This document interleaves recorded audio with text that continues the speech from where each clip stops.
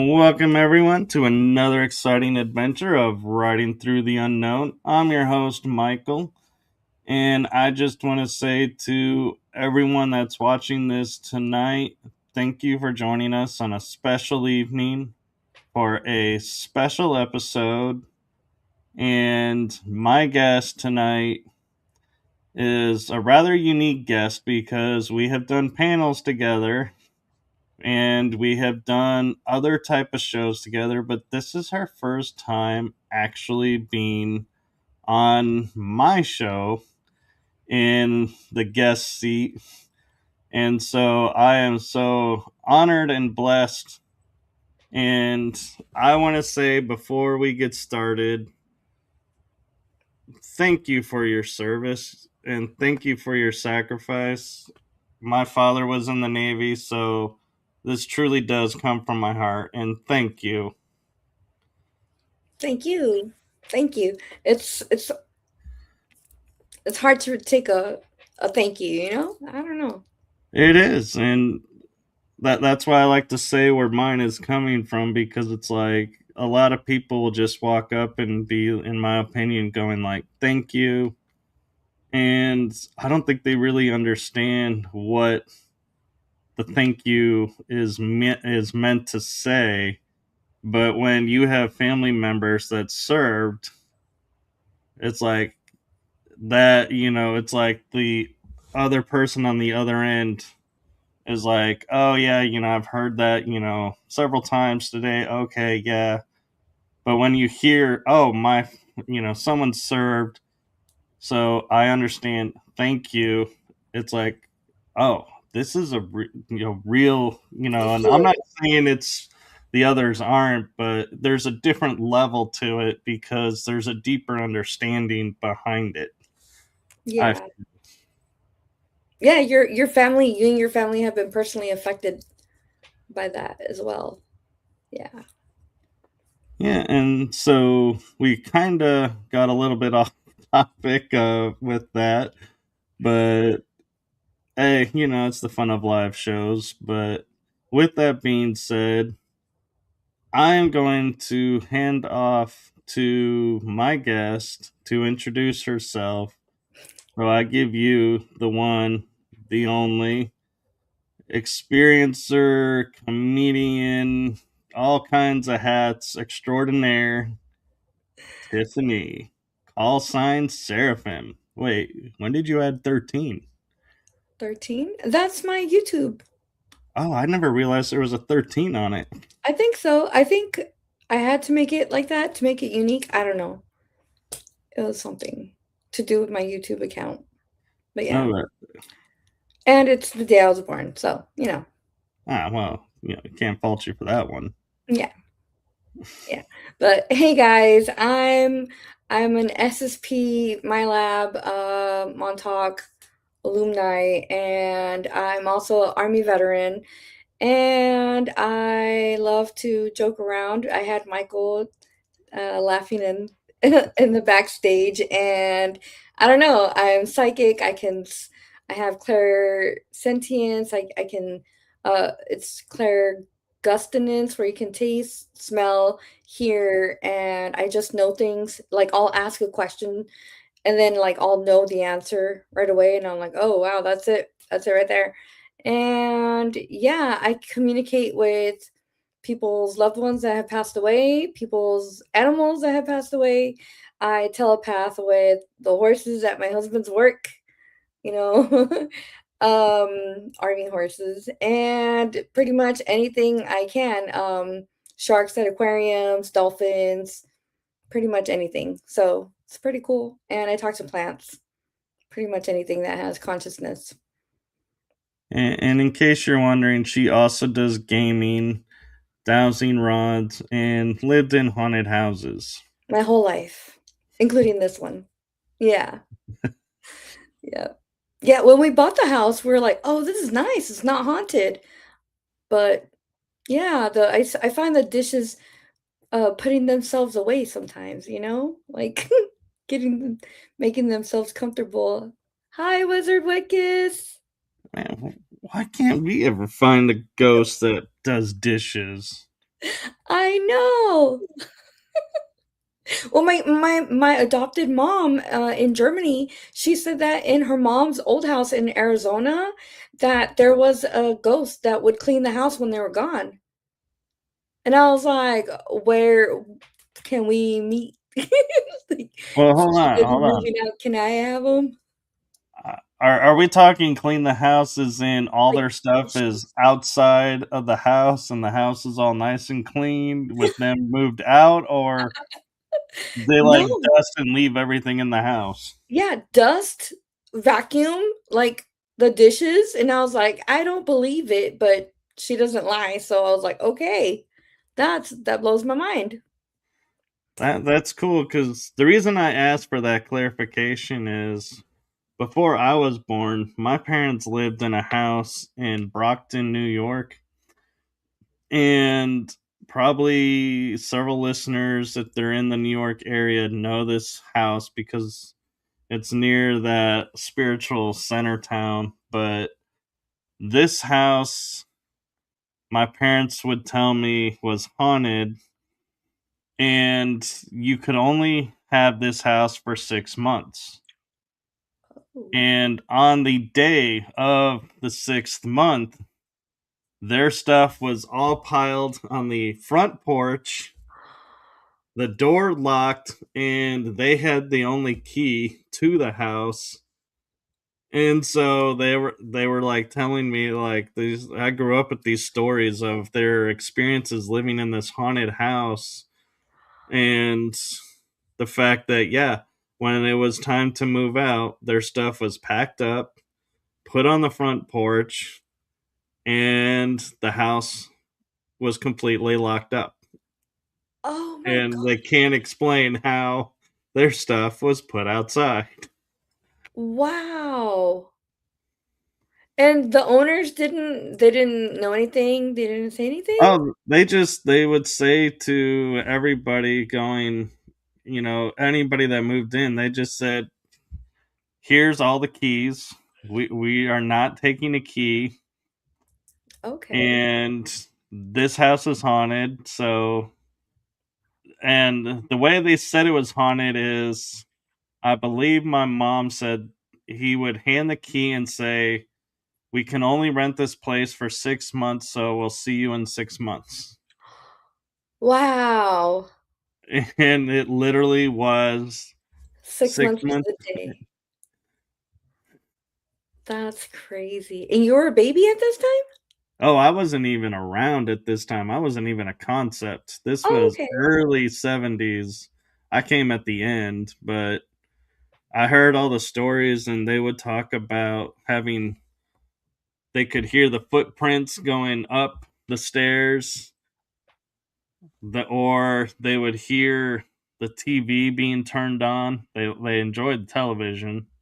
Mm, Rags would appear in the freezer that were hanging on the oven door, wow. and they started, making jokes about it and dealing with everything. And my favorite story was my mom, my dad, being just married, and I think my eldest sister might have been born at this time, but I'm not sure if she actually was in this house. But they had family over, and so her sister and brother were there and their families that were married at the time. And so they're all, and the guys are trying to tease the ladies, having that fun that they always do. Well, they go to sleep, and the electricity goes out. They can't find a panel to flip the switch. All the panels they find does not restore the electricity, and it's a stormy night. I know. You can't write this stuff up. Terrifying. All of a suddenly, the next morning, they hear this bang, and this cabinet, I think it was like a cabinet, kind of like bookcase that was attached to the wall, Okay. had popped loose, and behind it was the fuse box. Okay. So they were like, "You survived the night. Now we're going to tell you where the fuse box is." And but my mom would tell me every night they would know where the ghosts were because they would hear them come up the steps, walk the hallway, and in the attic was a trunk that had letters from this sea captain. And I Oh, was like, "Did you keep those?" And she's like, "No, we left them at the house." I was like, "Why?" That would have been so cool to that read, would have been who so was cool. there. But yeah, and so the next part of the story though that's interesting with this is my dad would go to work and he would open the door, close the door would open and close behind him, and so his secretary would go, "Your friend is with you." They Uh-huh. all knew that about this spirit being there, and so it was like it's funny. So when you said, "Oh, I grew up in a haunted house," I was like, "Oh yeah, we can trade stories about that because I I wasn't in them, but I heard all the stories, and so it's like I can imagine what it was like." That is so cool. Yeah, we had some asshole ghosts in this house I lived in when I was in kindergarten and first grade. And yes, definitely. They would chase me. They would like scare me, and they would chase me around the house. And then I didn't feel safe anywhere in the house except for the downstairs hallway bathroom. So I would like go in there, and I wouldn't even lock the door because I would just close the door, and I would like rest on it. And I was like, trying to catch my breath. And then they would like bang on the door, right, and scare me. And then I would be like, okay, that's terrifying. So I'd be screaming, right? And then I would be like trying to jiggle the door, like I would try to get out, and they would lock the door, and I would be like, Grandma, Grandma, help me. Grandma, I'm locked in. And it was the weirdest thing because um she wouldn't be able to open the door until they were done being assholes to me. And then they would get me in trouble because my mom had a big, tall, tall plant, right? Like it was big. It had a big pot. Well, every day you would see like someone like just took soil out and scooped it into the tub and just spread it. And I would get in trouble for it. And I was like, Grandma, why would I do that? She was like, I don't know. Why do you do that? And I was like, it's not me. They were such assholes. So But she never believed that there were ghosts that were messing with you. she didn't believe me until one night that things got really scary. It was a bad poltergeist. My mom had a friend over and they were drinking wine and just chilling. And my mom's friend went to pour some wine and the wine got splashed in her face. And my grandma was like, "What the fuck?" And that night, like my grandma was like super religious, always with a rosary, super Catholic old lady, right? And I heard like on my headboard like that, and I was like, oh hell no, because like all I could picture was like some like creepy old hag with like long claws, and I was like, oh my god. And I was like, oh my god, no. And things got really bad that night. Like the cabinets were slamming shut and everything. The table was like levitating and dropping on the ground, and my mom got so scared. We all got so scared. I woke up screaming like for someone to come get me from my room because I was like frozen in a panic. We ended up moving out that night. Are you sure you weren't living in Amityville? Because it sounds just like that house almost. Right? Yeah. Apparently the house was built on a old cemetery. So yeah, it was yes, it was terrifying. I was so scared. It scared me so bad that to this day, as an adult woman, if I'm back in Imperial Beach, where I grew up, where I was born and raised, I do not drive past that road. I will detour around and avoid that entire perimeter. It's so scary. I, Yeah, I'm just like picturing you thinking driving around it makes you safe from it. That they're going, "Oh wait, she's not coming down the street. Back off, everybody." We're not messing with Save her the now. tricks for later. She didn't go out on the street, so we can't touch her now. Exactly. Yeah, I felt like, like as long as you don't like come in contact, like make eye contact with the building, you're good. But yeah, and then this other time when I was living where we got stationed in Germany, and I could see, I can see stuff, and I also hear people's thoughts, right? When we're like in close proximity. What's it called? This I could see people that died from the plague. I could see uh, old Germans, like well, old souls, like young, like all different ages, in lederhosens, the little boys and men and everything. And I was like, what the hell? That's so crazy. And I remember my husband would say, I don't remember where I was. Oh, I was away on TDY. I was away doing some work at another base, right? It was like down by Munich, so like 4 hours away. And he had told me, he's like, babe, the girls were sleeping, and I was downstairs watching a movie, and I heard a basketball bouncing upstairs in the hallway. And so I went upstairs and I was like, girls, yeah, maybe. And he was like, girls, didn't I say go to sleep? He was talking to himself. All the girls were sleeping, and the basketball was next to the dollhouse. And it was the weirdest thing. And he always, it's so funny because he's super scared of ghosts, even though he's like, I don't believe in them, but he will be scared. It's so funny. And what's it called? I remember cleaning the house. We were cleaning the windows, right? Because in Germany you can fold your like bring your windows inward. And so Right? like I was cleaning the window and everything, from the pollen and everything. On the inner side of, because I was cleaning the outside, the surface that faces outside, and it was folded towards the inside of the house.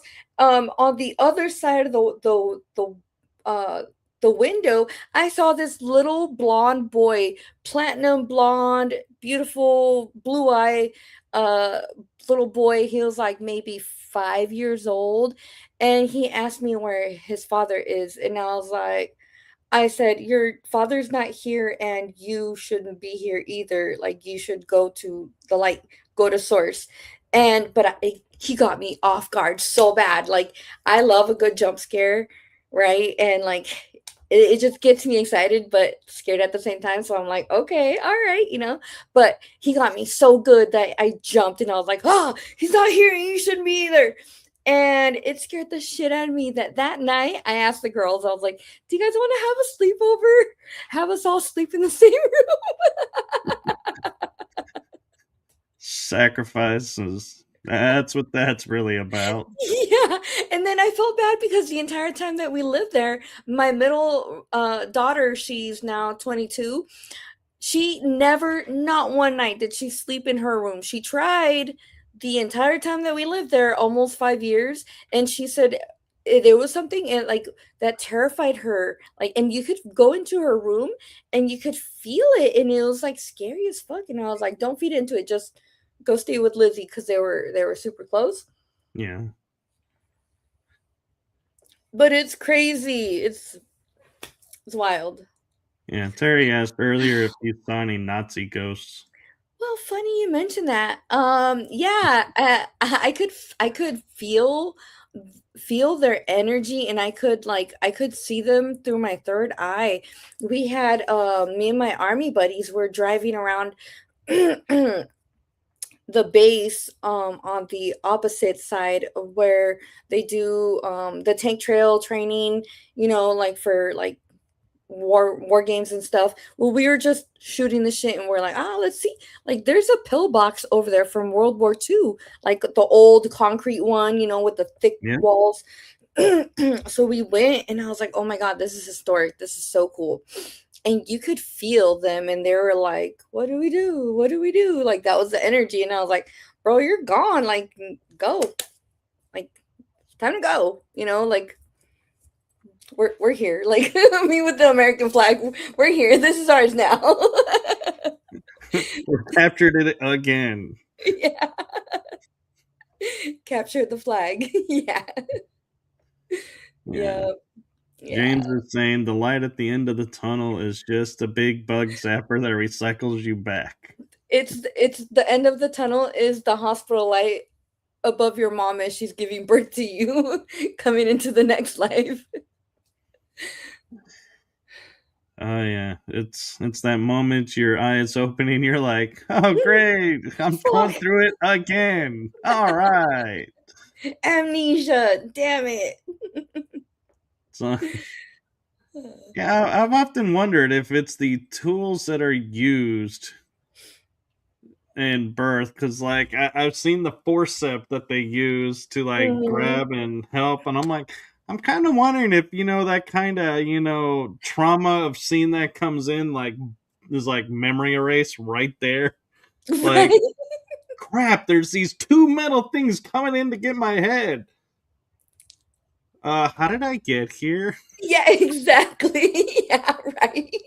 Besides the fact that your cranium's being crushed. Yeah, Terry, you too? My daughter's ex-boyfriend in high school, they were both seniors. He said he remembers being born. He remembers coming out and being wrapped and cleaned up and given to his mom. I'm just gonna say this with all the kindness in my heart. Why the hell are you talking to somebody who's not even family about remembering being born?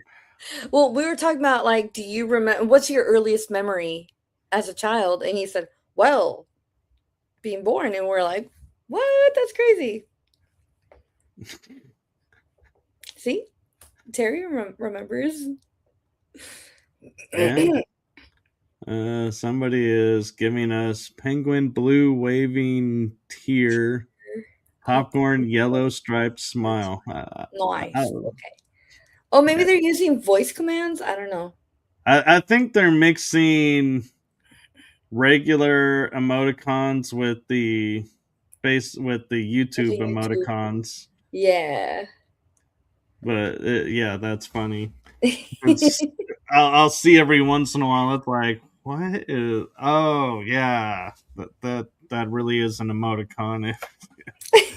It's just giving me the code for it. Okay, Nice. Nice. so we're talking, as we're talking about, like ghosts and spirits and everything. Do you feel like the ability that you have for this is what tapped you for the programs and got you like a top tier position in the programs? I think it definitely helped because I've noticed that all of us in the programs have some type of psychic ability. Like it's not just one thing. Like us in the programs we have like two or three, or you have Doctor Strange, Sean Bond, who's fucking mind blowing with his psychic abilities and psionics, you know? So yeah, I definitely think so. Yeah. No, I kind of agree. There is a certain element of that. And I just want to take a moment, though, before we really get in the SSP, because there is one thing about your bio that I kind of feel like is a little humorous, being that you are SSP and everything. And that is your role in the army was the food health inspector. Yeah, yeah. Well, I'll tell you, okay, straight up. Growing up, my mom, God bless her soul, she kept us alive as best as she could, right? But she sucked at cooking. And she would make like chicken soup or like whatever, like anything with protein. And I'd be like, "Mom, like I was like 13 years old or 12. I think I learned how to make eggs when I was 7 because we had to start fending for ourselves, you know? She sucked at cooking. She's great at pastries, the best. You want ensenada style fish tacos, like beer battered fish tacos, the best. But like regular food, scrambled eggs, over easy eggs, chicken soup. It's no, no. It's like having a teenage boy who's never stepped into the kitchen go in there, right? Hey, And hey, she was, hey, hey. Who is hey, this teenage boy? I'm I just have saying. met plenty of teenage women who, God help them if they ever got a hold of another dish. Well, yeah, I'm telling you, like my mom, dude, she sucks so bad that I would be like, Mom, like you left the food out last night. Like, what are we gonna like have? Like, there's nothing else. All we have is ingredients in the fridge or pantry. And she would say, "Oh, just boil it. Just boil it for 5 minutes." Pardon me. So I grew up grossed out, so disgusted, and I would like legit. I would be like, I'm gonna go ride my bike to my aunt's house, or I'm gonna go ride my bike to my grandma's house, and she'd be like, okay. And I wouldn't eat at home. I tried not eating there unless my grandma or someone was over making food, and I hated it. I avoided it like the plague. It was so disgusting. So when they were like, "There's this job. Like, what do you want? What jobs do you want? There's this job. We're promoting it. It's a little known job. It's like a small unit, and you can be stationed anywhere in the world." And I was like, oh shit, like Japan, Guam, Australia, anywhere, Antarctica. And so I was like, I want to be a health inspector. Yeah, that job, that's exactly what I want, because fuck what I went through when I was younger, right? I was like, yes, I'm gonna lay the law down. So yeah, I shut down restaurants for a living on base, and it was glorious because my experiences walking through these restaurants it was like, have you seen Chef Gordon Ramsay's Kitchen Nightmares? Yeah, That's how disgusting the food was in particular, two restaurants who were managed by the same general manager, and they were disgusting. They were serving up rancid shrimp, rancid meat. They weren't labeling. They were reusing their breading that they used on chicken for shrimp, and you can't use that. You can't do that. And they would save it, and they would save it, put it in the fridge, their walk-in fridge, and not even cover it. And I was like, what the fuck is this? I couldn't even. I was an NCO, right? I was a non-commissioned officer. I was E5 when I went in there. So I was like, what the? I didn't even care about manners at this point because I'm like, no fucking way. No. And so I said, this is completely like in food code, FDA food code violation. And I wrote up, I knew they violated so many food code violations that I had these regulations like by memory. I was like, this, like five off the bat. And it was disgusting. Their floors, gross. They had people without hair nets or anything, just going like that and just doing things. And I was like, no, no, no, time out, stop, step away from there, put the knives down. You got to go wash your hands, go net up, like go. And this one girl, I used to see her at the gym all the time, and she knew who I was because I'm the big bully. I'm the Baba Yaga of like the health inspectors, right?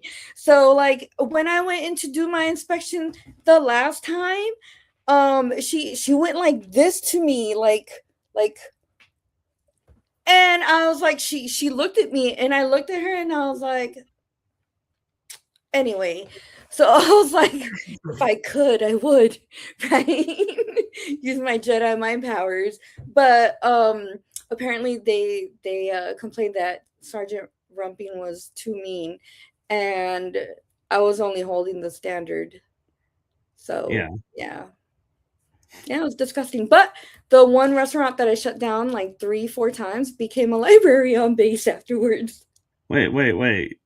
It got shut down 3 or 4 times. Yeah, by me. How are they allowed to reopen? It was me and preventive med who I would relay the my findings and reports and pictures and everything. So, but then we would come in as a team and do the walk in together. And I'd be like, yes, this is what I'm talking about. You see that? Blah, blah, blah.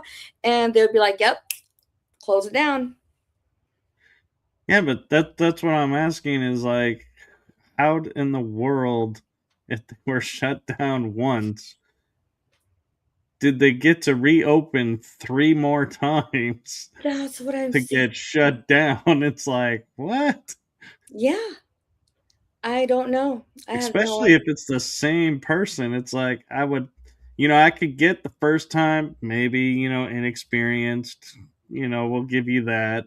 Mm-hmm. Second time, yeah, you should know better, but especially if it's the exact same thing. But third and fourth, that's like shame on whoever is hiring these people and Mm-hmm. placing, because, yeah, this person's already failed twice. Yeah, yeah. They had moldy produce and they were cutting the mold off and then chopping the rest, even though it was like soft and mushy and gross, and putting it on the salad bar. I was like, no, that's not, no, no. Just close the restaurant. We're not doing this. Yeah, yeah. So Uh, I get an adrenaline rush when I watch Kitchen Nightmares because it's like reliving those adventures. yeah. I'll be honest, I have done that with cheese. If it's a block of cheese, I'll cut the little spot off. And I'm like, okay, we'll just finish this block in a day or two. But I'm like, yeah, and I haven't gotten sick from it, but I'm not talking like, I'm talking like a little spot, like it's just Yeah. starting. So Yep. just nick it off, and it's like, yeah, this part's still good. Yep. Yeah. But when it hits a certain point, though, I'm like, yeah, unfortunately, this one's got to go. Mhm. This Yeah. one's beyond saving. But you would have hated my kitchen, because, like, in the refrigerator, I had ketchup that was like 2 years over, I remember and you told I would be like mixing it with other sauces and making a different sauce, and it was like, me. and she's like, "How are you using this?" And I would literally squeeze it on my finger, go like this, and it go, Ugh, "Tastes like ketchup." And I'm like, "It's ketchup." still And good. so, but here's where my reasoning came from. Her dad grew up on a farm, and he would always say, "You don't trust the dates on the products, because when we lived on the farm, we didn't have dates on products, and as long as it tasted like what it's supposed to, it was still good." And that's the mantra I lived by. And I didn't even know that's where I had gotten it until she told me that years later. And she's like, by the way, this was your grandfather's deal. And I was like, that was the wisest man I've ever known. Because, Yes. well, that, and I would watch like Food Network, and they did a show where the top chefs were going in the dumpsters, getting meat, getting product from restaurant dumpsters, cooking up this food. And, they were saying it was like a day or two or three over the date, but they would cook it up and serve it to these judges. And these judges were like, yeah, this is the type of food I would expect from this restaurant that you have. And they go, well, you'll be happy to know all of this food came from the dumpster. And they're like, what? What Why season is was that? that? Huh? What season was that? Oh, I don't remember. It was like probably 5, 6 years ago I saw it. I think Bobby Flay was involved with it, I'm gonna have to see it. You know, my but cousin's a top chef. it wasn't a series. It was like a special thing that they did, because I Oh, think they okay. were trying to raise awareness to people will throw away perfectly good food Mhm. because of the date. Mm, And mm, it's like, it's not, or because it was out on a platter to be ready to be served, but it never got picked. So they were like, well, by the FDA, we have to throw it away. mhm, And they're like, mhm. we could give this to a food shelter, Oh, yeah. or we could, donate this, but we're throwing it away. And you had this great meal from food thrown away. And Mhm. they're like, yeah, we need to and so I was like, yeah, even some chefs are like, the rules are unreal and unreasonable, I think, Yeah. safety wise. But then again, they weren't taking, like, you pointed out, like, straight, like, breadcrumbs that came off of a shrimp and going, oh, we can bread this chicken with it. It's like, no, they weren't doing that. Yeah, logical stuff. Yeah, for sure. Yeah. But I mean, they would find like steaks that were like prime looking. They were red, and it was like, man, I was looking at that going, I would grill that sucker up in a heartbeat. And Yeah. they're like, and this came from the dumpster? They're like, yeah. Well, why? Well, because it was out on the counter waiting for someone to order it, but they didn't. And the rule is you have to throw it away. Yep. And they're like, Which but there's no blows my reason mind. to. There really is no reason to, because my daughter's boyfriend's mom runs a food pantry in DC, and she will go and pick up food from like restaurants and from like Trader Joe's and everything, like, and she puts it in her food pantry, and it like there are like there restaurants do have the ability to donate their food, but because they don't want to, they throw it away.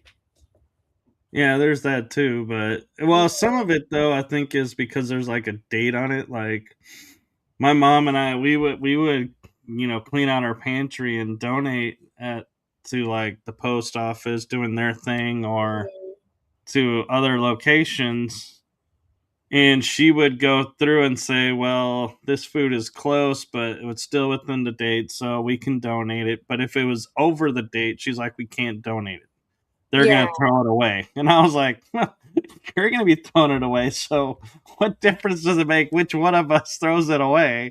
Yeah. But I'm like, Yeah. yeah, but it's like it is funny that people will sit there and be like, the dates are, but then it's like people don't realize you got to read actually what's written on the date, because Mhm. it'll say like sell by. Well, that doesn't mean Yes, the food is no good after that day. That's exactly. just a reference point for them to sell it Sell it by in that. a Yep. store, or its best buy date. They're like, it's not saying it's expired and no good after this date. It's just a, Mhm. hey, heads up, the freshness factor is starting to take a hit now.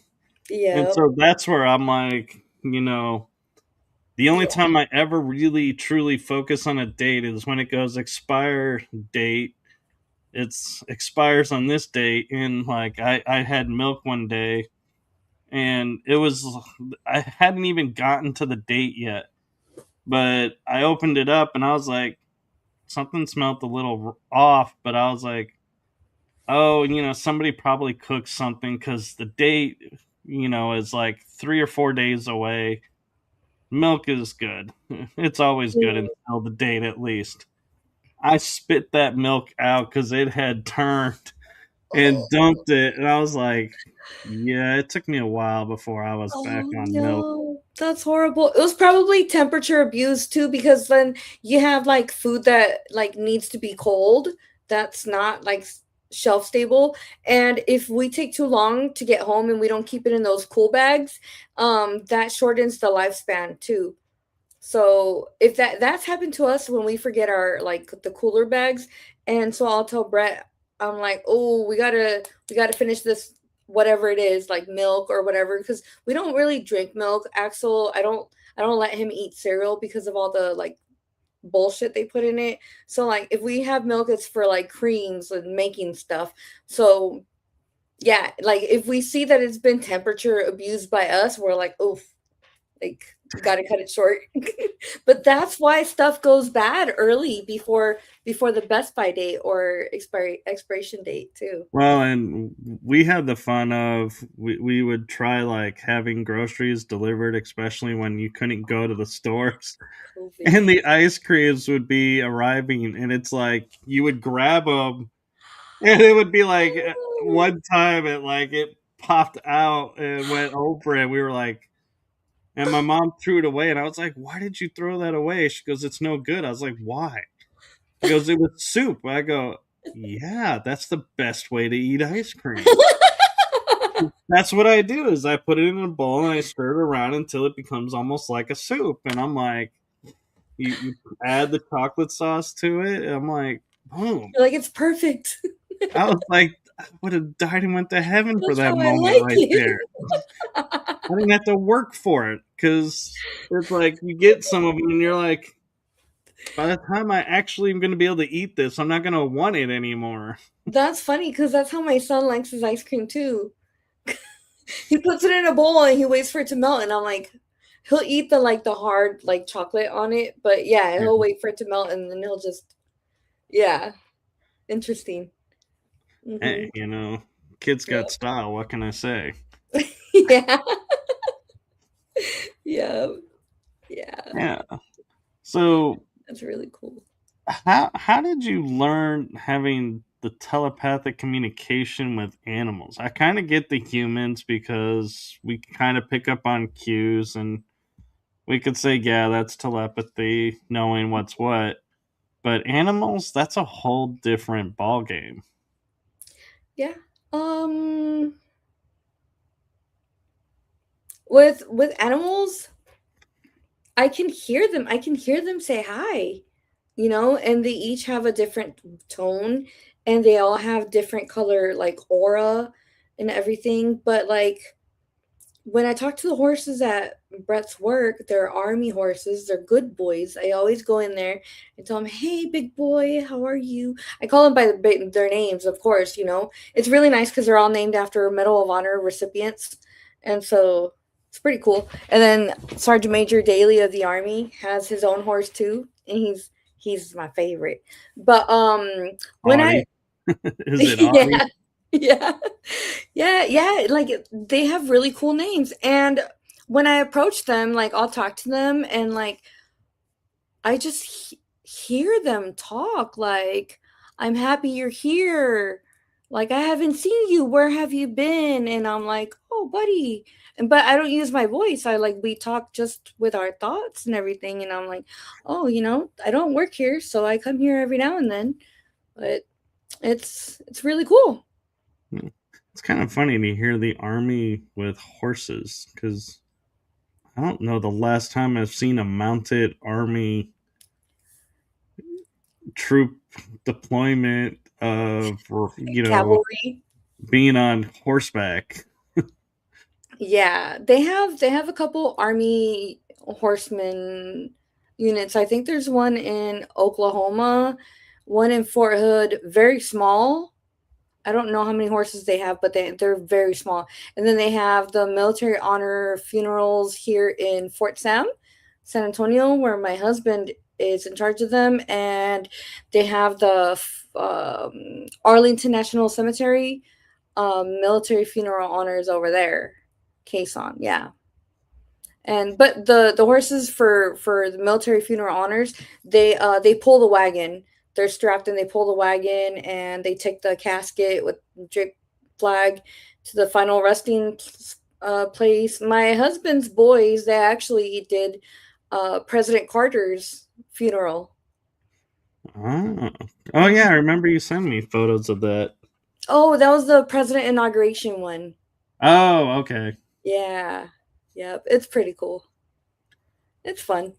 It's It cool. is. But And yeah, with animals, like I go to SeaWorld. We went to SeaWorld this weekend. Like you pass by the stingrays, if they catch your attention, some of them are conscious, some of them say hi. It's I know they're all conscious. It's mhm. just speaking their language is where it gets tricky, and it's like I'm just picturing like walking by and hearing, "Hey, can you put in for me to get a bigger tank? Because kind of feeling a little cramped in here." Right.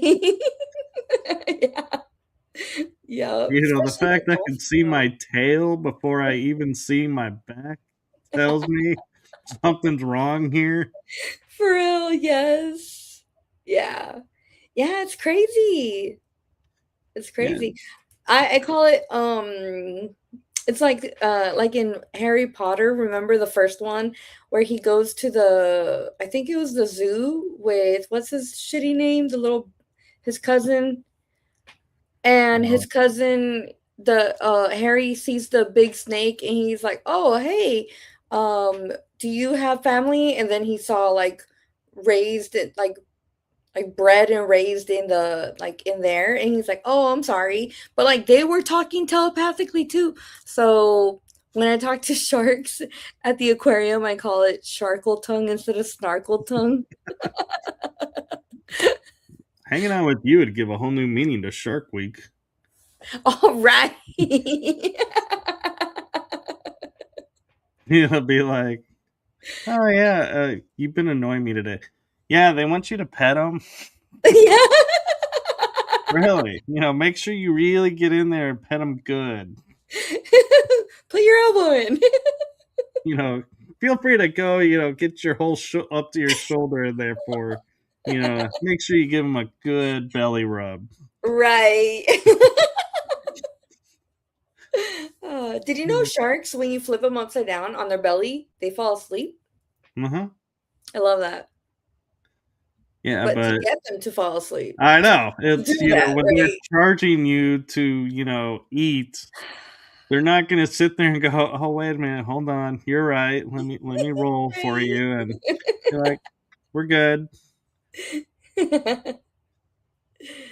Yeah. You've never telepathed with an animal? I think you should. I think you should make that a challenge this week. Actually, I have with Mm, dogs. I've been able to do it with dogs and wolves, but that's awesome. I haven't really, tried with birds. I have tried with squirrels, but they seem to understand, but then they go and do whatever anyway. So I'm like, yeah, Mm, yep. probably not. probably, probably don't. But insects, I've tried communicating with them. But She's telepathed with mantids before. oh yeah, Yeah.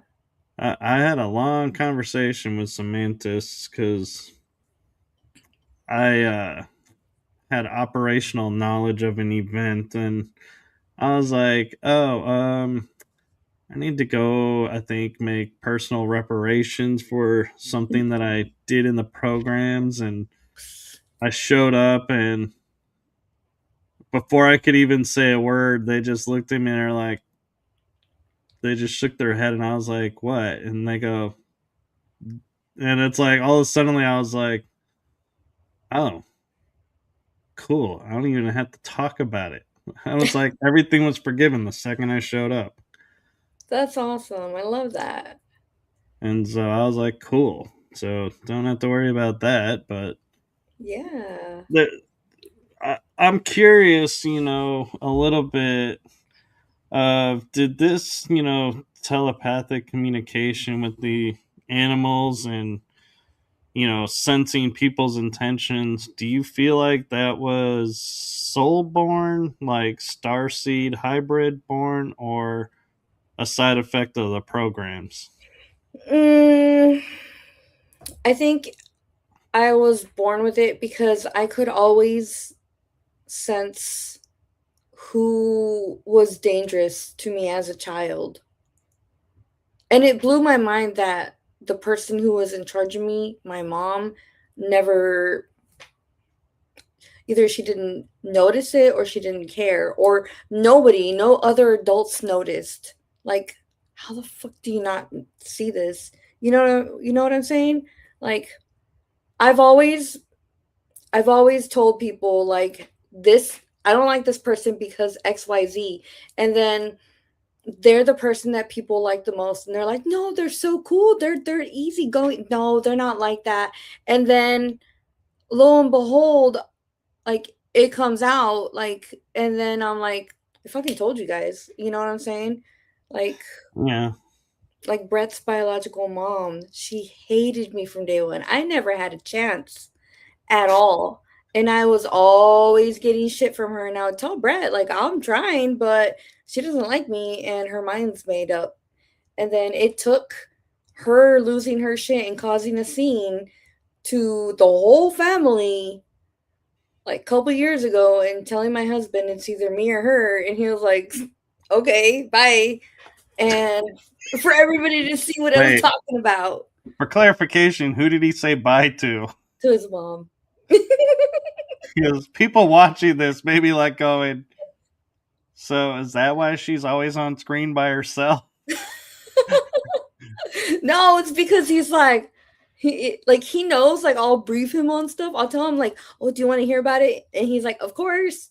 Like he's super like he'll listen, and he'll like if I have a podcast on, if I'm listening to you or Rob or Julia, anybody or Sean, he's like, "What was the subject today?" "Oh, that's cool." And blah blah, and he has his own opinions, but he's doing the dad thing. He one of us got to take care of Axel, you know. So Yeah. yeah. Well, just so you are aware, when I was able to invite more people than normally to this show, Hmm.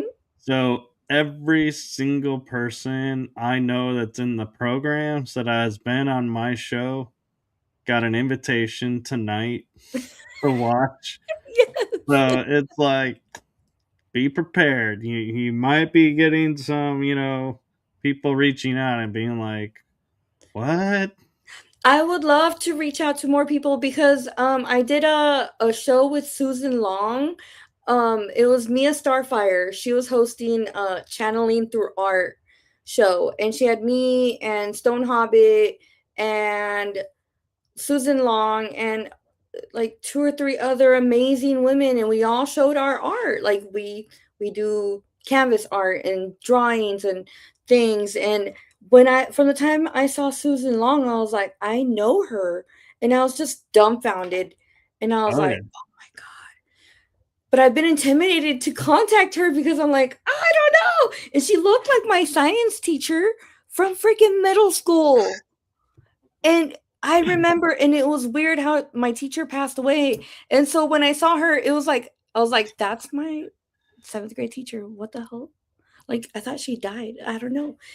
She got a clone out there that I guess at the 20-year mark, they say that the clones make it right.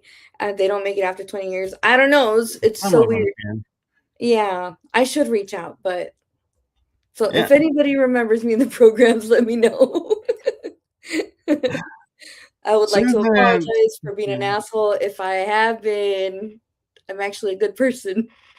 But Yeah, well, things that happen on ships or off world are not, you know, I don't take responsibility for those. I'm like, hey, right. if my clone wiped the floor with you, I'm sorry, but that's not my fault. Yeah, exactly. I see SSP like when we're in those situations, like we're playing our avatars, like where our avatars are like I don't know. It's like we can't like it's they're fractals of us. We can't really take responsibility for those actions Yeah. unless you have like super strength and you know what you did and you own it in the real like a 3D also. I don't know. Yeah, no. I only take responsibility for my actions, and the actions of my alters is completely up to my alters, although I have given them instructions. What they do with those instructions are on them. Yeah. I don't define their orders unless it's for a specific mission, in which case, then I'm like, yes, I clearly state these are the parameters. You break these parameters, it's on you, not me. And yes, there will be repercussions. Mhm. And I have been demoted and promoted several times Yeah. because I'm not a huge fan of following rules Mhm. in programs. So, yeah, Yep. uh, I have that fun nature. But how was your discovery, and how did it impact you learning that you were in the programs? Well, I had my earliest memory of the SSP is me in the Spartan suit, right? In space, and I'm like, that's weird. Whatever. I just always like wrote it off. I was like, anyway, like how is that relevant, right? And then I found like TSP and I found James Rink and I found all these other people that were talking about these things and I was like, "Oh my god, I I remember some of those things." And it blew honestly it blew my mind to find out that I was part of the community because I just showed up and I was like, "Man, I what got my attention was the spirituality aspect because I'm like, yeah, like one consciousness, we're all one, love, even though like it's like I told Christy Campbell, like we're all part of the we're all like one tiny little mirror on a disco ball, and one of those is like we are also a disco ball, and every little mirror is the multifaceted aspects that make us who we are, but as one consciousness too, right? So that's what brought me in. I was like, yeah, spirituality, like one love, blah blah blah.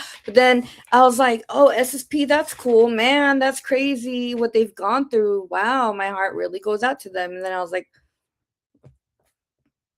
me, and I couldn't believe it. I was like, "Are you sure? Like me?" And me.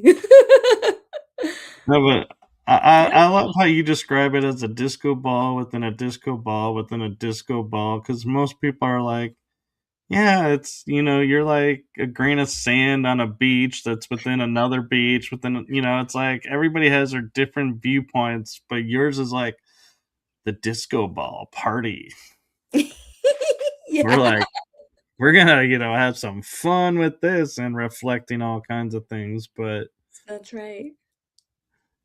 so when you look at the SSP and you look at your involvement in it, a lot of people have different goals of what they're looking for with the knowledge. And by that, an example is like one of my goals is just validating that I was in the programs. I don't need to know what program I was in, what world I operated on, what wars I was a part of.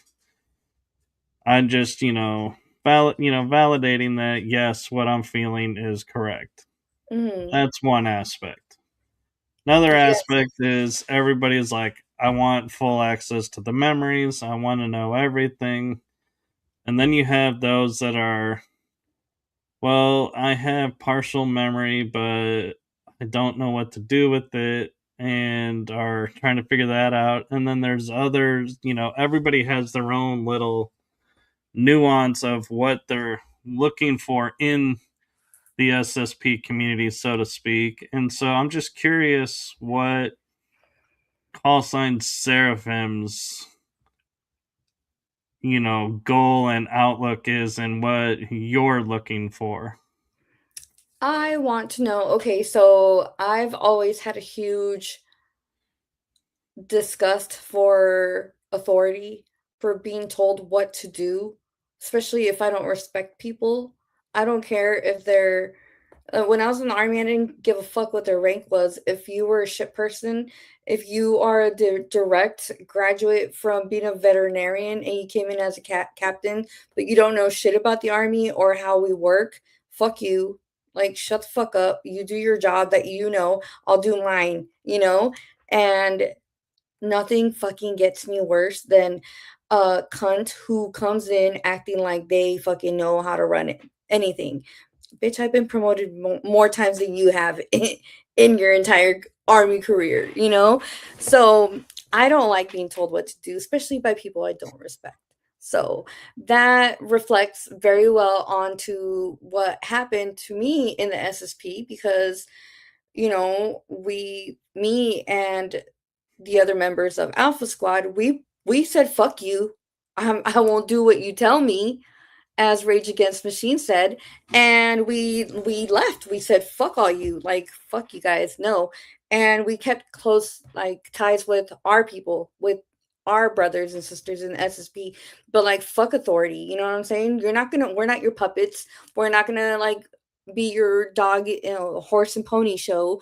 And it just makes so much sense. So because of who I know as a person here in the 3D, and that it reflects in the SSP, I do want to know what caused me to to get to that point. You know what I'm saying? Like what happened? I want to know like what my adventures were that led up to me saying that, because I mean, I will respect authority as long as it's for the greater good, but at some point I want to know what the breaking point was. You know what I'm saying? Well, I can pretty much tell you what the breaking point was. Tell I me. mean, we get shit orders of going and doing missions that they're like, we don't care what happens to you. We can regrow you. We can fix anything. So you just go and do this, and it's like we're just property. It's they Yeah. don't care whatsoever. And so Yeah. I As long mean, as they have a finger or a toe, they can regrow us.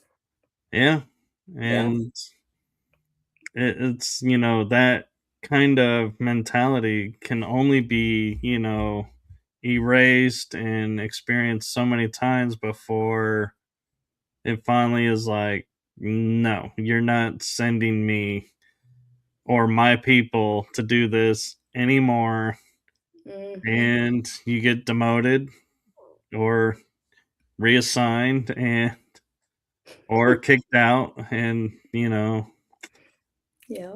bless you if you can get kicked out, because then they might leave you alone for a while. But Right. chances are, yeah, no, you're they'll find a use for you somewhere, even if it's behind a desk. And that's a funny thing. So a lot of people, when you mention secret space program, they hear space, and so they're like, you're operating off world, you're operating on ships, that's so cool, and it must be so cool, seeing everyone. And I can't say enough how everything is compartmentalized. There is no chatting with other people outside of your zone. But Mhm. there are also, though, people who are desk jockeys in the SSP, and their job is literally signing paperwork behind a desk. That's what they're tagged Human for. resources. And it's like, not everybody, gets the quote glorified, going to see different worlds and experience different, cultures. No, Ambassadorship. Hmm. you get stuck doing paperwork in an office just like you would here. It's like, yeah, Yeah. Yeah. you know, Like Tony Rodriguez, the man. I respect that man so much. He keeps it real. And he yeah, was a janitor. yeah. Like, bro.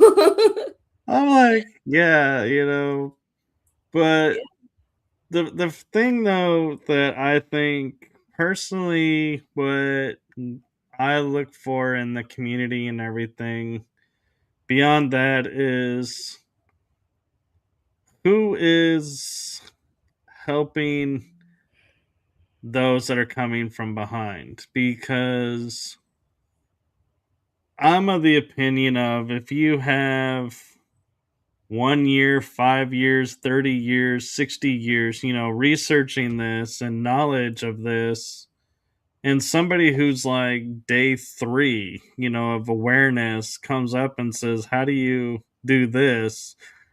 How do I prove this? Or how do I know this? And you say, well, I don't know, you have no memories, and you just get pushed to the side. And they're like, yeah, if you have memories, come see me then, and I can help you figure out then. Well, that's a little unfair, because chances are you didn't have memories when you first Exactly. came to realization, and somebody might have helped you, or maybe your memories started flooding in differently, and so Mhm. that's where, like, Julie and I, when we talk with our guests and people who are in the programs, we give you the safe space to share what you know, Mhm. ask the questions that you want to ask, and learn. And Jane Celia Hatch, she's a lady who I talk to sometimes, and we talk about programs, we talk about real life stuff, and that, I think, is what I feel like the community really should be. Is we're all like a brotherhood and sisterhood. It shouldn't matter what you know, what you don't know, where you operated, where how you got your memories, where, any of that. It should just be to where everybody is welcomed until proven, something's not Yes, I right. agree. I don't like the gatekeeping. Yep. Yeah. The gatekeeping and the big ego. Like I did shadow work all of last year to destroy my ego and to face my darkness. You know what I'm saying? And I'm grateful for that, but I see so many people with overinflated egos in the community, and I'm like, bro, like, you're just like me. You put your pants on one leg at a time. I don't give a fuck who you Well, think you I are. don't, but okay. You just jump into them. I do Snap bow on. leg, boom, done. No. You know, like you say, I agree. There, like, we should be more close knit. And if someone comes and suspects, like, says, "Hey, I think I was in the programs," okay, if I can't help you, let me recommend you to someone that can remote view into Yeah. it, or come on to Julia's show. She can pull her pendulum, or come see me. I can open my channel. We can use the rods or my pendulum, whatever. Like, there's a Yeah. community. It's like how James Rink had his, like, list of healers and stuff like that. Like, I feel like there should be, I guess Andrew, who has taken over Super Soldier Talk 2, he has one. So maybe I should have him, like, I should message him and be like, hey, can you make a list for people that, like, newcomers, right? That would be helpful. I'll be kind of honest. I stay out of the super soldier forums because that's where I find a lot of the gatekeeping stems from. Is they Ooh, all I don't have really go on their it either. their rules, their thoughts of how things should be, and if you don't fit into it, you kind of just get brushed off. And if nobody's heard your name, they're like, Oh my yeah. god. And so Seriously. I kind of, just do my own thing. And Yeah. it's kind of funny that I have that persona because, like, there's Christy will tell you, a few other people in the programs will tell you, is I can appear out of nowhere and totally help out, and you know that is all done on my own volition. I don't sit there and get orders of, oh, hey, like, Yeah. Team Bravo over there is getting overrun. We need to go, assist them. I'm like, I ain't waiting for orders. If I get a friend over there that's in trouble, I'm going over there, and I'm like, screw this. I'm turning the tide, Hell yeah. Yeah. which is kind of why, I get promoted and demoted all the time. But Yeah. I operate in my own corner of the universe, so to I like speak, that. and I do like my that. own thing. And but what I find interesting, though, is we're learning, you know, the one facet of the programs that we were never supposed to learn, and we're learning to tap into it. And so, with that in mind, I do have a question for you because you are SSP, and I've mentioned this. I'm sure you've seen it on shows. This question that's coming, so I hope you're prepared for it. Okay. With everything you've experienced in the SSP and that you remember, what positives have come from all of this? Character building. No, I'm kidding. I mean, just like any trauma, right? Character building. And I'm like, what'd you do? Just watch Halo before you came on? No, I actually binge watched the whole thing and I'm waiting for season 3. It's a great one though, right? It is, and I'm so pissed that season 3 is going to be on Netflix because I don't do Netflix. Yep. I'm going to have to wait for it to come to DVD. Yeah. Big lame. Yep. But yeah, honestly, I think I know for sure that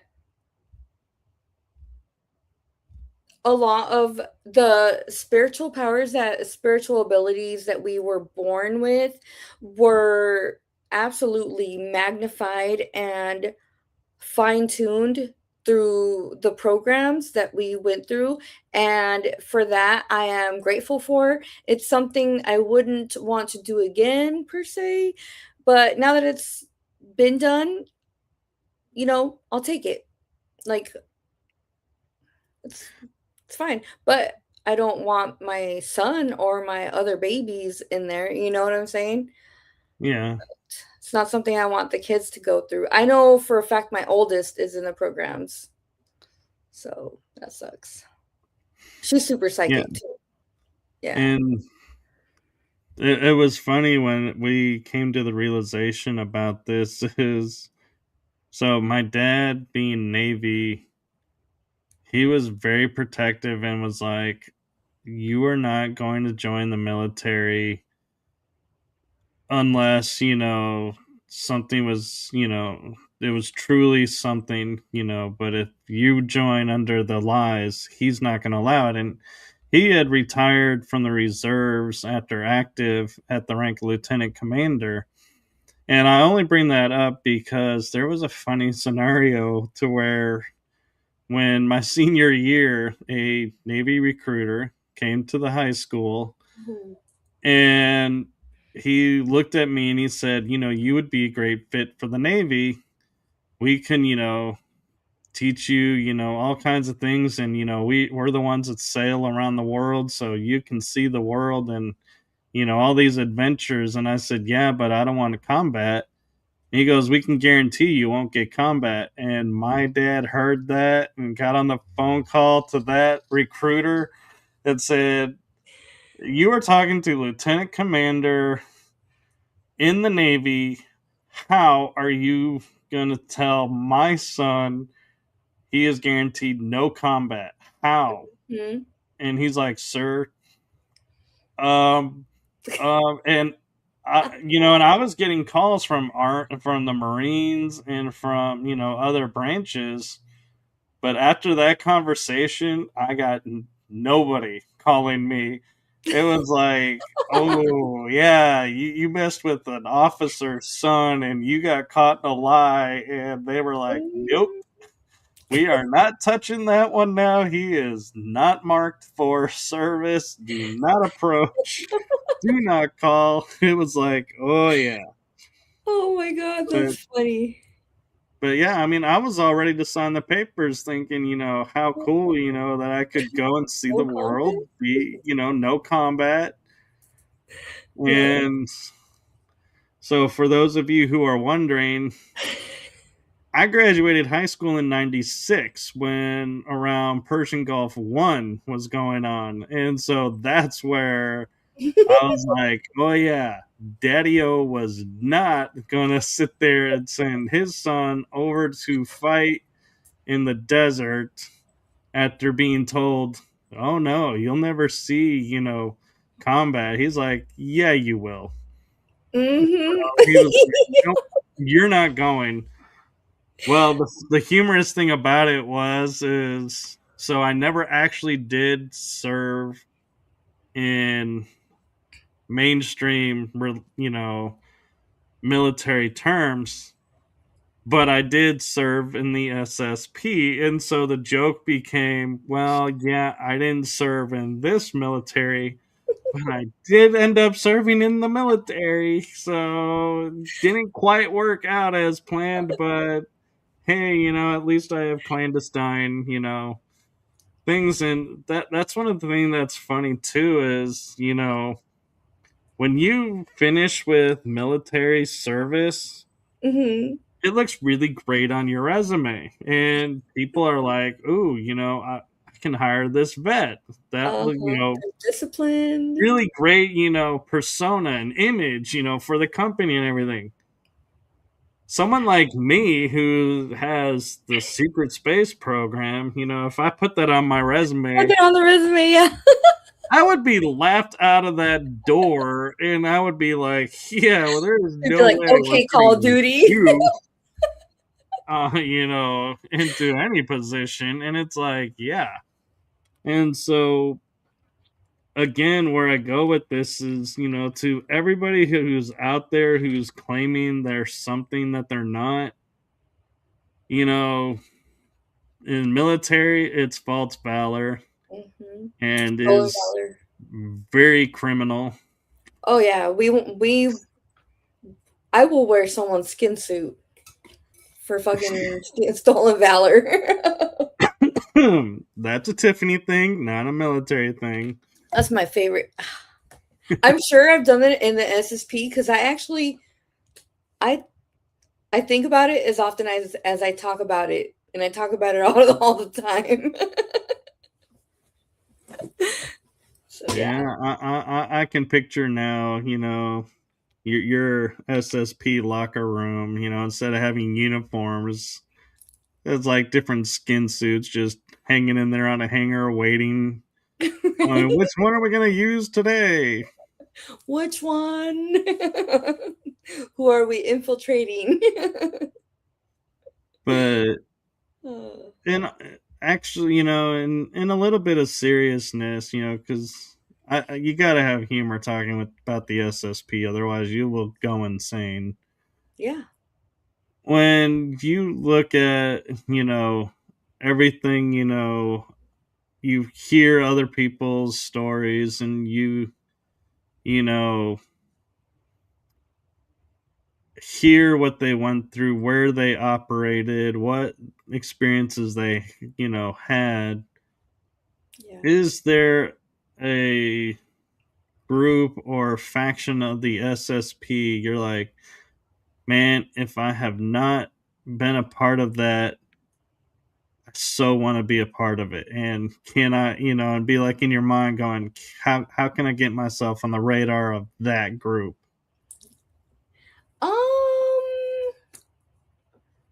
I don't know. I don't know, honestly, because my first memory is of me in a Spartan suit. So is that Space Marine? Like in Halo? Or what is it? Because I've always thought, I always played Halo and I'm like, this shit's badass. If it was real, which I kind of think it is because I remember, like Oh, it's I've already real. got checking the box. And then That would be Super Soldier. and they, yes, yes, SSP Super Soldier, yes. But I've gotten a positive on Solar Warden and Nachtwaffen, and so I thought that those were like pretty cool, and so I want to, Those are if two I got. yeah, I want to dive deep into it and be like, okay, so what was it like? I don't know. I'm big on like documentaries, like World War II documentaries, even the most boring shit, that stuff that will put Brett to sleep, I'm about it. You know what I'm saying? Like, I don't know, like I'll listen to the most tedious of stories. I don't care. Just give me the details. I don't know. 'Cause I'm just curious because there is a faction that James and I think, have in common, if memory serves right, from talking with him, Witkiss, and that, I was just curious, because it's a part of the programs that really messes with the mind because of how it's done, and that is the time core. Oh, it's yeah. I have a feeling that I am a part of it because I feel the same. Like when every time I've had a suspicion of like anything in the programs, like I feel it in my solar plexus. I feel like the silver cord pull, like the soul pull towards it, and I feel it. I guess I just gotta ask Christy about it. I gotta Yeah. do some. Well, I don't I know. found out I'm time core because I totally had an experience where I learned about it before I learned what the secret space program was. How'd you come across that first? So, a friend of mine took me on a future regression, and I know, saying future sounds weird to learn about past, but this is Well, how the time is time not linear. core operates. But in my future regression, I led a team that we had uniforms that we would wear that would automatically change our voices to speak whatever language where we land. And there were devices on our uniforms that whatever the clothing was of the time where we were, Mhm. we would match. So it's like there was Nice. no way to know we did not fit in there. And our voices, we would literally, like, say, ending up in ancient Egypt, we would have the dialect of wherever we were, and our Nice. voices would be modified to project out the perfect dialect. So it would be like we're a local. So nobody would pay any attention to us being there. And we would walk, and we would see what's going on, carry out a few operations of, if something happened that shouldn't have happened, we go figure out where it happened, correct it, and then we would come back. And it was always, and this was something that I did. And so I was like, okay, well, then I learned about the secret space programs, and I started learning about how in the secret space program are labs where, they can take and put us in the past or put us in the future. And I was Mhm. like, oh, I totally saw that in a future regression. Yeah. And I just thought I was doing some spiritual deal. And now I, wonder, I had to sit there and think, hey, I probably was doing this for, the programs, because I even had a friend who was doing a reading for me said she saw me in the future where I was in a lab, and presidents that no longer exist Mhm. and current presidents were sharing information, and I had knowledge of who was there because I was an officer there, and I had the ability to jump time there. And so that's twice that I have memories, or acknowledgement Oh, of operating in time. And I struggle with time here. It's like somebody will say to me, oh, we'll meet up at 5. And I'm like, what's 5? And they're like, your time 5. I'm like, okay, my time 5. Got it. yeah, me too. But, yeah. And I'm like, and, I'll be like, here is one facet of time that people don't think about. And I can't, fault guests for this because it's not a common thing. But as a host, when we're scheduling shows and we say, oh, 8 o'clock Central Time, and they're like, oh, can we do, 7? I'm assuming we're talking 7 Central Time because that's what I'm in. Well, I'm going under the guise that there is Pacific, Mountain, Central, Eastern, UK GMT, Greenwich Means Time. Now I find out there is Pacific Standard Time, Pacific Direct Time, which doesn't change with Oh, daylight savings. Then there is Mountain Standard Time, Mountain Direct Time, or Arizona Time, where they don't oh, change the they don't time change it. zone for Mhm, daylight savings. I mhm. haven't heard that of Central, but Eastern has 2 time zones. In Newfoundland, Oh, Canada, God bless them, they are. I have a friend that she does podcast, JV, and uh, NL podcast. If you ever get, or NL Newfoundland podcast, if you ever get a chance to be on there, it's great. But there's a caveat to that is like she will say to me, "Hey, can are you available at 7:30 p.m. my time?" And I'm like, "Okay, yeah. So your Eastern time, so that would be 6:30 my time, right?" And I think she's like, "No, that's like 5 your time." And I'm like, "Or 6." I'm like, "But you said 7:30." And she's like, "Yeah, uh-huh. Newfoundland does a half hour added to the equation." And I'm like, "What?" They just have to complicate it.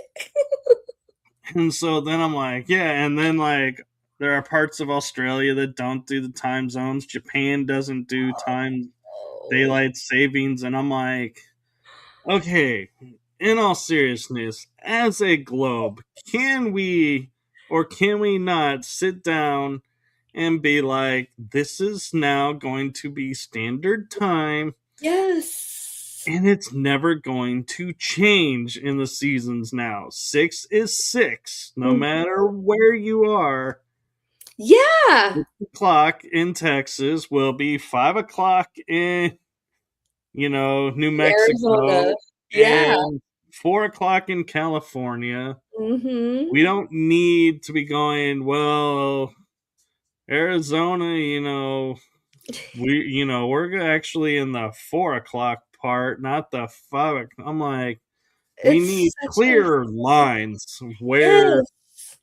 it is because it gets super confusing because there are some parts of even like Florida's panhandle is central time and some of the west coast of Florida is central time because the Eastern Standard Time line doesn't quite reach that area. And I'm like, you Mhm. realize how confusing that is when your state has 2 different time zones?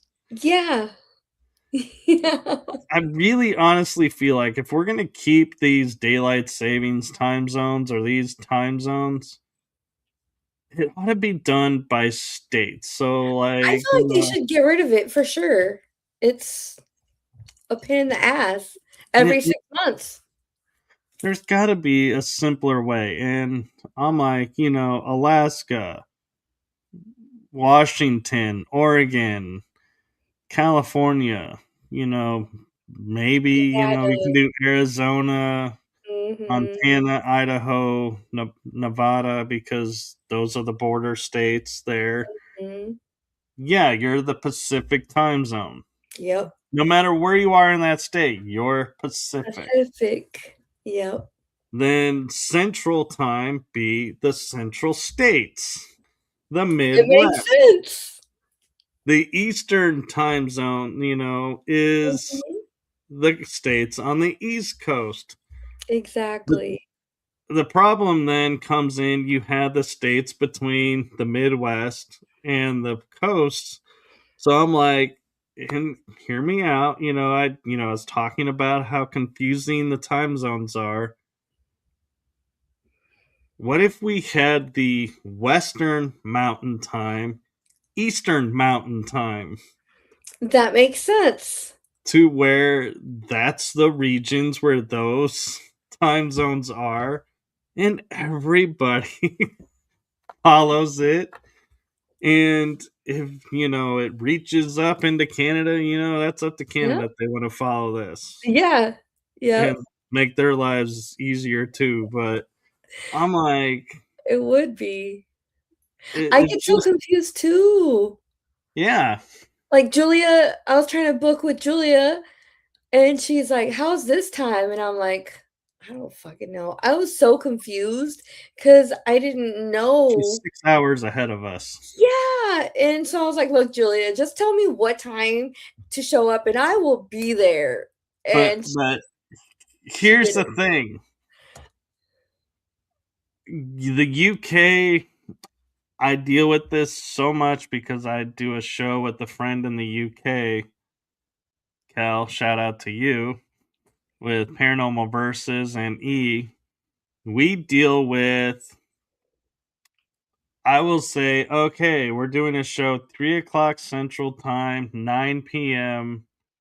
Greenwich Mean Time because it's 6 hours. They go into daylight savings a week before we do.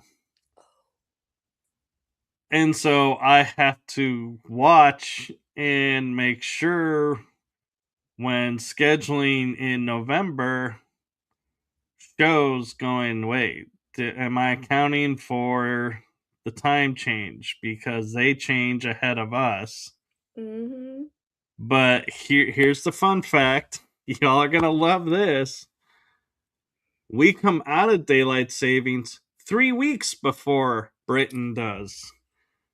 And so it's like on the tail end, I am an hour closer, but they're on their hour difference. And so Mhm. it's like, wait a minute. And it's like that, and to me, that's where, like, when people will argue with me that time is a natural measurement of time, I'm like, uh the sun up, going down, the moon up and going down, that's natural progression of time. I'll give you that. Although nowadays it's sun up and moon up and sun Mhm. down, but moon stays up. Mhm. So it's like, nighttime's becoming daytime Yeah. apparently. But saying 1 o'clock is 1 o'clock, that is artificial Yes. Time is because construct. as much as y'all want to tell me it's not, that it is not man-made, that it is natural, if it was natural, Britain, Canada, US, every country in the world would be changing the exact same time, the exact same measurement. It would be precise everywhere. Not, Mhm. we're not doing it here, or we're going to be changing ours 3 weeks ahead of you, or 3 weeks after Yes. you. It's like, the hell is that? It's so confusing and frustrating. It is. It really is. It's crazy. I would like to see how life was before time was a thing, you know? I think life Oh, was easier. Rise up. You not get up when the sun necessarily. comes up. Huh? Oh, you're talking about that time. Oh, okay. Like old. I thought you were meaning time, like where it's like there is no year, there is no Oh, day. It's like everything is just a block of energy time, and I'm like, well, oh that would yeah, be great. those days, God, are so. It was so funny because it's like, yeah, you had no idea. It's like, when we laugh and we say, oh, we've reached the age where I don't even know if it's Monday, Tuesday, Wednesday, it's just a day that ends in day. Hmm. Well, this was a time when there was no day. There was no day. So it's like God only knows how old you actually became because there was no procession of time like that. Measuring. Yeah. And so you could Mhm. live an eon in a blink of an eye. And the fact that, like, in biblical times, the lifespan of a human was 900 years, Yeah. which, fun fact, Yoda was in his 900s when he died. Hey. Just saying. They probably looked the same too. Yeah. No, Probably. Noah probably was Yoda, for all we know. But, you know, lifespans got shorter. Well, Hmm. lifespans didn't actually get shorter. It's our concept of time changed and our calendar system changed. And so our aging system changed. And so leap years. Do you all understand the fact of the leap year is because when they actually wrote this down, the definition of the leap year is when they changed it from a 13 month to a 12 month, they had an extra day. Hmm. So to equalize it out and spread it amongst time, every 4 years there's an extra day that balances out the equation. Hmm. Why not Again, just do that 13 months, right? yeah, I feel like they love to overcomplicate things. We have a saying in the army that if it makes sense, the army won't go for it. You know, like yeah, that makes sense for the army. yeah. No offense taken, the Navy guy, we know about the army, but Yes. not only though was it 13 days, but each month was, I think, if memory serves right, Wasn't it like 28 was days? 25 days, I think, or something like that. But every month was the same. Hmm. But the comical system of how our months is, and a lot of people don't actually know this, but Like December is should have been for October, like the 10th month. I think that is Yeah, how it is. But December, yeah, all when we yes. went from the Gregorian calendar system to the Julian calendar system, Hmm. I believe is how it went. Or no, it was Julian to Julian, then Gregorian. the Gregorian. Yep. We My actually used dyslexia. the Julian one in the army. Well, when Gregorian took over, our months got totally mixed up Hmm. because Yeah. Augustus or August was supposed to be the second month. April was the first month, and the months were in actual alphabetical order. Yes. But so the 10th month actually wasn't December. Hmm. It wasn't? It would be October, I believe. I think October was still the 10th month because I think they were in like alphabetical order by also by the names of emperors, Hmm. if I remember it correctly. And so December would be like decimal, like 10th? Deca. Deca? Yeah. Now I'm Googling. I know. I'm looking at the Yeah. Julian calendar month order now. January's. Okay, so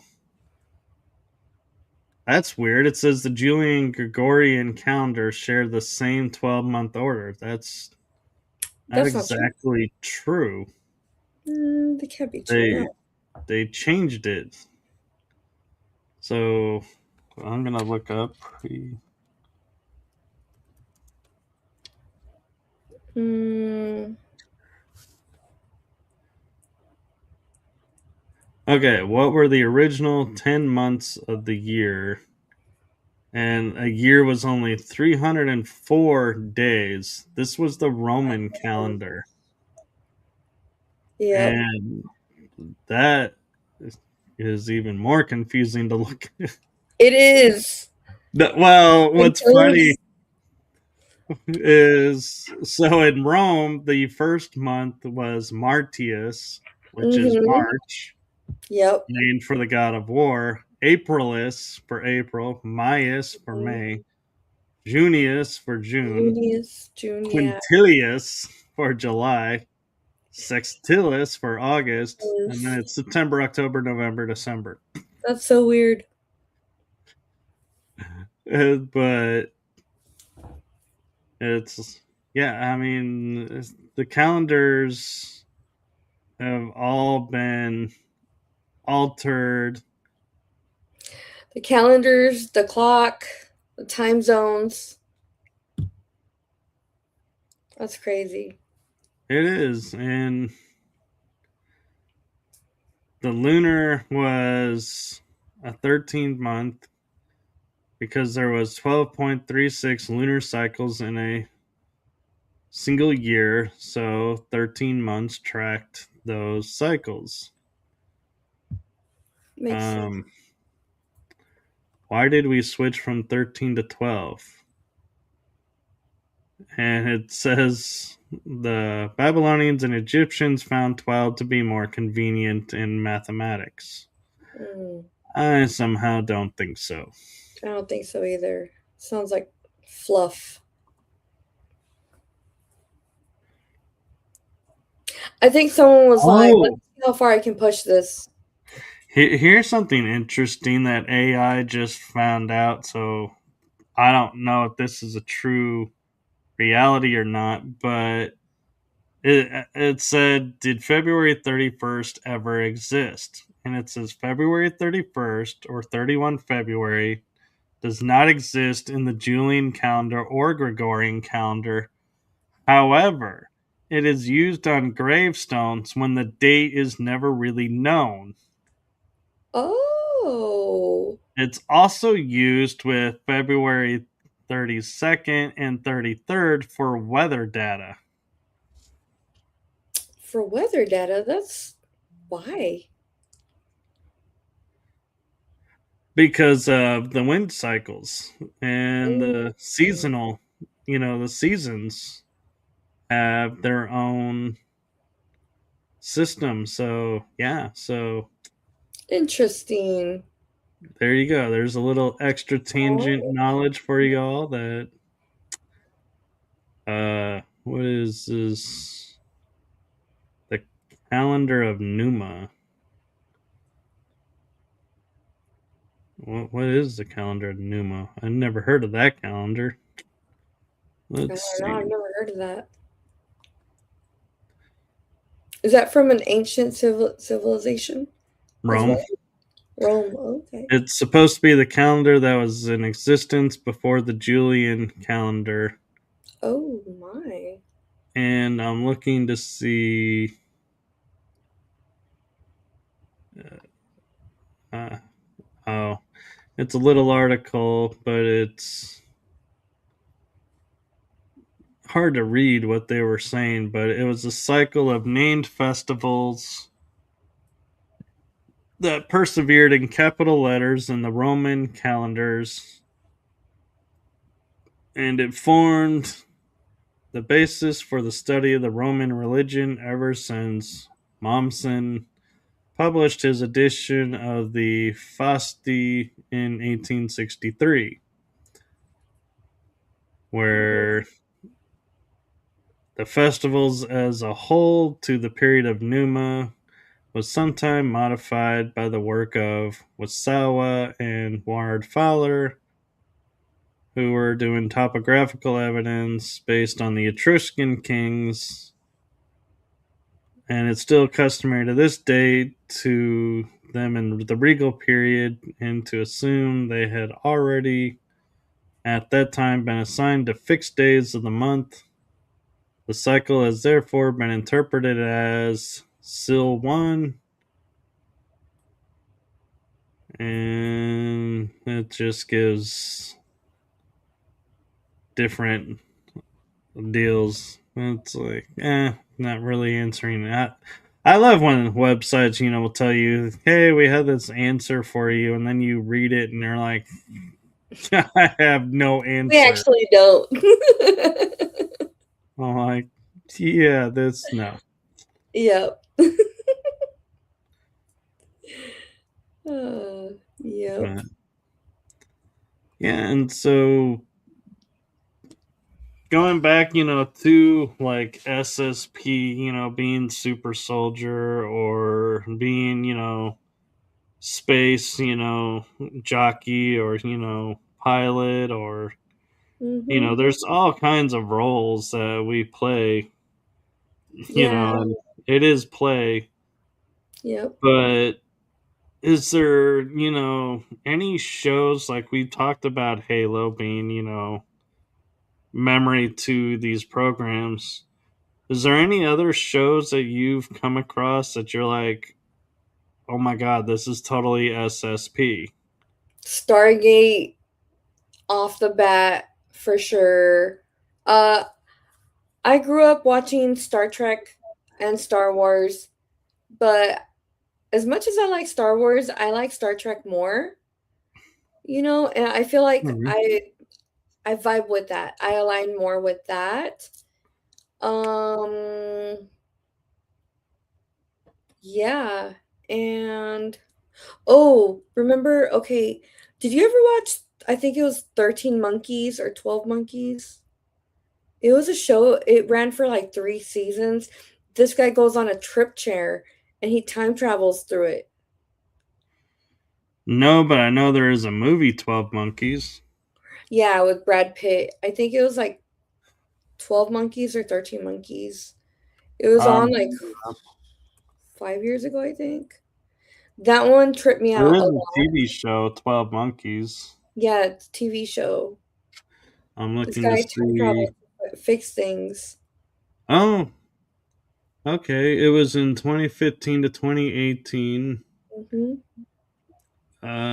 Let's see. Yeah. It was a four-season sci-fi thriller, originally on Sci-Fi. I think I do remember this It was good, right? because I this was back when Sci-Fi changed itself to the SYFY, and I That's was always right. like, what the, what is that? And it would Yeah. confuse me, but Changing the logo on us. And then there was another show. I don't remember the name of it. Man. It was time travel also. When I remember, I'll message you and tell you about it. I don't remember exactly though. But talk about the time core. Sean and Christy have seen remote viewed me. I I remote view before I teleport to other places, and I time travel through teleportation also throughout the galaxy, and apparently I have free range because they kind of fear my power, but they still have enough control over me to have me toe the line. So I don't yeah. know. Yeah, and I'm a guardian of a jump gate in the 10th dimension. The jump gates. I remember having to use those. Those were so fun. Yep. I used to be the one kid that would be like, they're like, you got to stand on this platform and then it'll jump you to where you need to go. And I'd be like, okay. And they're like, well, you're up. You need to walk up there. And I'd be like, okay. And I'd just start running and just like run onto the pad and like jump Ready. in a running start and be like, yeah, this is how we're really going to move. Parkour. Then I was like, and then I was like, shortly thereafter, I realized I like totally like I was at the jump pad for the moon and I was standing and I was floating outside of the pad and I'm looking at somebody and I was like, so you think you can jump to where we're going faster than me? And I was like, really? All right. And so they stepped on the pad, and I was giving them full benefit of the doubt of when they stepped on the pad. I was like, I looked down and I'm like, okay, I think I've given them enough time. And I appear and I look like this, and they finally come through, and I'm like, what kept you? Because What I happened? figured out I don't need the jump. I can figure out how to get around. I got figured out how to get around without it. And so I was Yeah. like, man, y'all are slow using this tech. Mhm. You need to Yeah. let go of the tech. Right. But you also do have to be careful though, because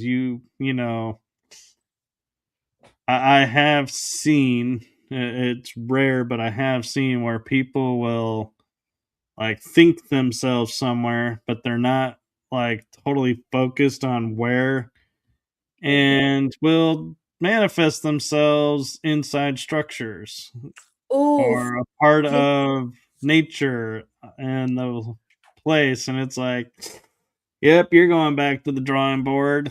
You screwed yes. that one up. You're I back had on the jump pad. I had memories and knowledge of seeing people do that even as a kid before I knew anything about the SSP. It's wild that you mentioned that. Yeah. Yeah. I, Yep. I haven't had that happen that I know of, and I probably don't have it.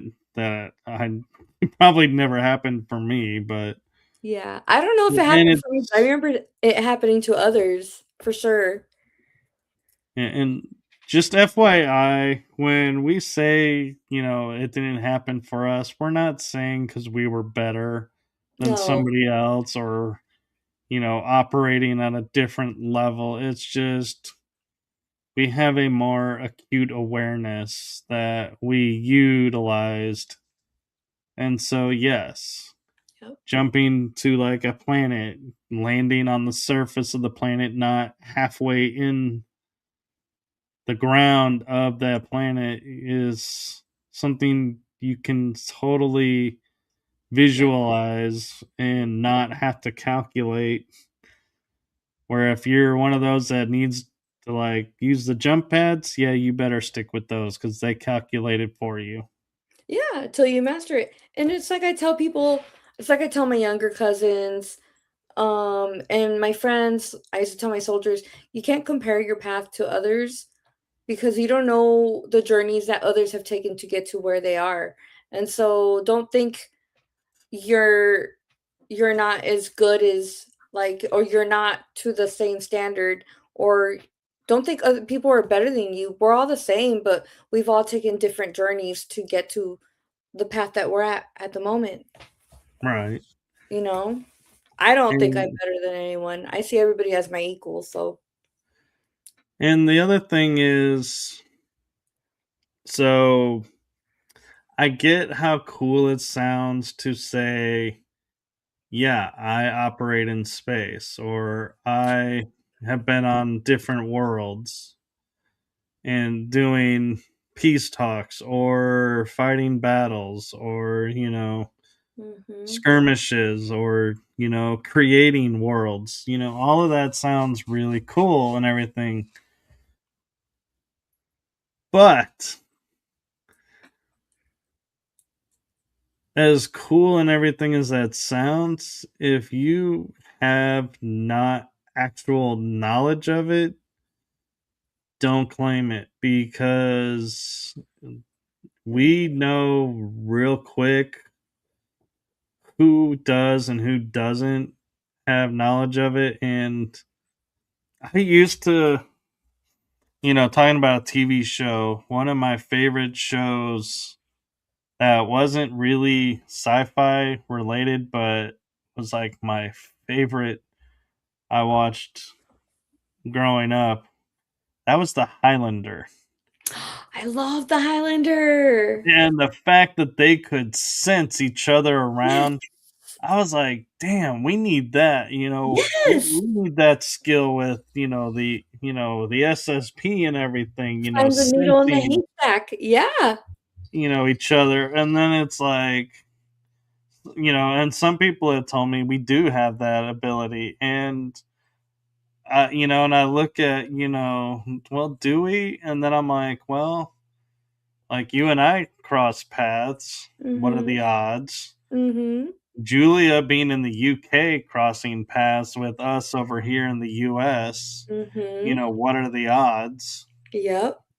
And so there must actually, I kind of feel like there must be something around. And I think so too. I I have a friend who, if she's watching, I'm not going to say her name, but she has recently reached out to me and was like, "Hey, I talked to this person who was in the programs, and some of it, it's like when I heard it, it was like that could be me." And so she started to ask the questions, Mhm. am I this? How do I know? And started to reach out. And that is exactly what you need to do. Yes. When you watch something, say you watch Halo, and you're like, hey, that uniform looks familiar, and it kind of irks me that they only show the nano suit in the intro because Mhm. that would be so badass if they put Yes. that in as the regular show. You know, Mhm. it's like that forming on them. I'm like, yeah, because the Yes. nano suit was like my awareness of, oh my god, I know this program. I know that I recognize the suit. Mhm. Yep. And I even reached out to one of my SSB friends and I was like, "Oh my god, did you see the intro to Halo?" And they're like, "What are you talking about?" I was like, "You got to Get watch it it." And they on. watched it and they were like, "Oh my god." I was like, It's there in your face. "That's the suit." I was like, "I know." Yes. Yeah. But I've been it's telling like, you guys. I've been telling everyone. You guys got to watch it. but yeah, but but there's also the caveat of, because we've been talking about it so many times and so many people have referenced it, Mhm. I think it comes a point to where, somebody will say, "Yeah, I recognize the suit."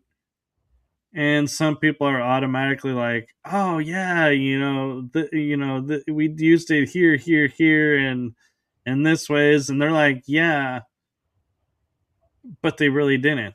And it's Mhm. like Mhm. they're gaining and using, and they're gathering all of these stories and experiences to then turn around and make them their own. And I Yep. always will say,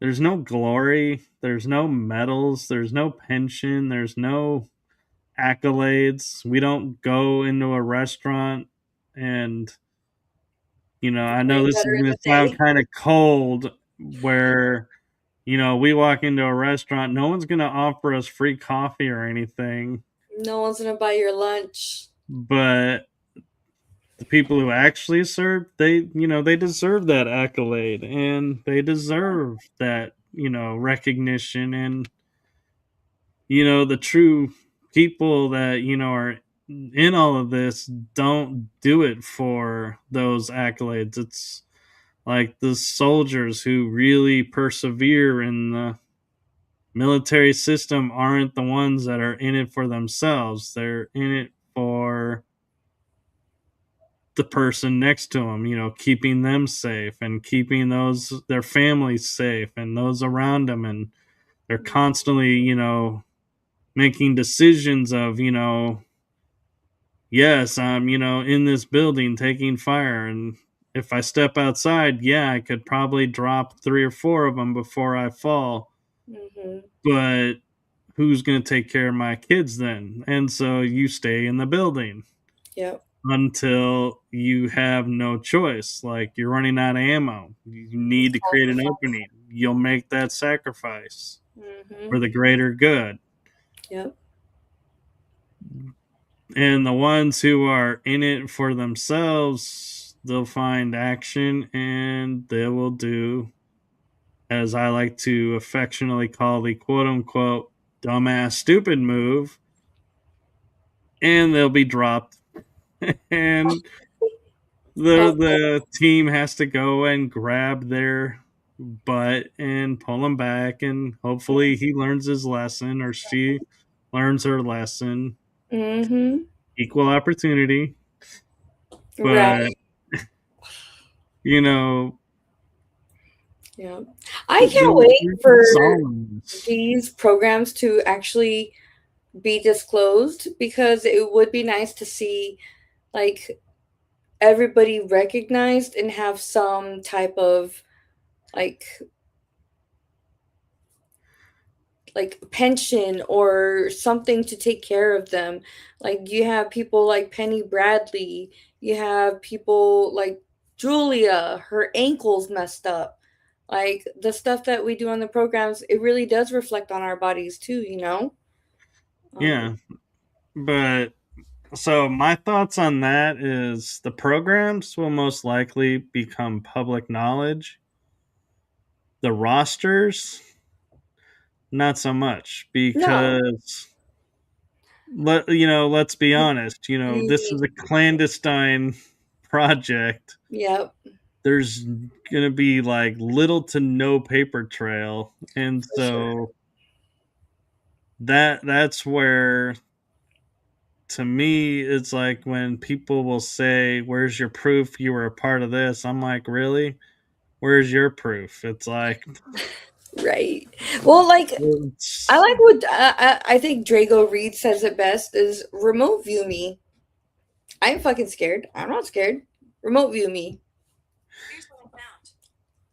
yeah.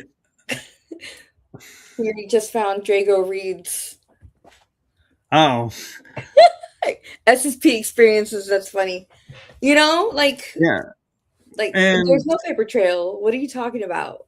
yeah, and I was excited to be meeting my twin in the program soon, but that actually got pushed back a little bit No, and won't be why? as soon. There's reasons, and it's, I respect the reasons, and we talked about it and everything, and we've already figured out how our introduction to the world is going to be and everything. But where I was going with it though is when Drago announced Julia in that thing, That was he made beautiful. a comment of, where's, here we are, telling our story, and the stories need to be told. Hmm. And so some of what he was saying in there kind of sparked something in me, because we both have shared our stories separately. Hmm. And so I started talking to my twin, and I was like, hey, what's your thoughts about, kind of doing a special project of doing something, along these lines of this type of disclosure? And we both were like, our first thoughts were, oh, hell yeah. Except now reality has struck in, and we're like, yeah, this is going to be like almost freaking impossible to do because we're not local to each other. And so we're like, yeah, I'm not sure how this is going to work. And so I'm like, yeah, we're going to be like, it's almost like it's going to be like, okay, here's my part, ship it off to my twin and be like, add your part, ship it back. We'll piece it together, make it one fluid, experience story and story and story, and we'll make a presentation, out of this, and make it this or that. But I'm not going to tell you in what form we're going to present it, because that's Oh, going I'll to just say I be, love surprises. yeah, it's a work. But I will just say, on a other side note that has nothing to do with that project, though, talking about surprises, I do currently, I know, it seems like I've kind of retired from writing because nothing's been published since March. And we're like approaching July, and usually I'm like one right Usually, after another. yeah. I do have three very specific themed books that I am working on. And I am in the process of probably being half done with my current book that I'm working on, which I will share with you all because it is being written, because it is foremost in my face right now. And that is my metaphysical view of death and the afterlife. And so in the first chapter, I share the pets that I've lost and how their deaths impacted me. Because Your first I'm introduction to sorry, this. pets are not pets to me. Pets are family. Mm. So it hits me differently with that. And so I write about those. I write about certain family members because each one had a different role in my life. And so I share what the impact of that role was. Well, I am getting ready to write my mom and dad's stories of the impacts of their passings on me. And so that shows you how current I am in this book. And the fact that I'm half done, it's like, yeah, so there's a section missing. And I'm happy to announce I am going to share my channeling history as part of this book. And yes, I did channel. It's not something I talk about a lot because I kind of stepped away from, or so I thought. And finding out it just took a new form. And so I'll be sharing that. And I will be sharing my parents' story. That's How they, beautiful. and by my parents' story, I am talking about how they met, what life was like for them, all the stories. So, like the story I shared earlier about the haunted house, it's going to make an appearance in this book. All of the experiences that they told me are going to be included. The arrival of me and my sibs, and the impact of us growing up, where we are now. And so the caveat, though, to it is I am not reaching out to anyone to get their story or their, what they know of my parents. These are me sharing all of my knowledge and my story of them. And so you're going to get fun stories. You're going to get like interesting little nuances of life. And it's going to be written in my format of turning word into picture. So I'm not exactly 100% sure that, I'm going to even put any photos in this book. But if I do, It'll be in tribute form, probably, most likely, but it'll be a few photos, maybe, not a lot. Not like I've done in other books where I'm like, hey, here's my entire life in photos or my entire dad's life in photo. It's like, nope, this is going to be a little bit more fine tuned and more precise to, yeah, what it, hearing all of this and knowing all of this, what it did for me and shaped me into who I am, which in turn goes back to how I see death and the afterlife because their entire story is part of my story, which is part of their story, which, yeah, welcome to the SSP. That's how we work.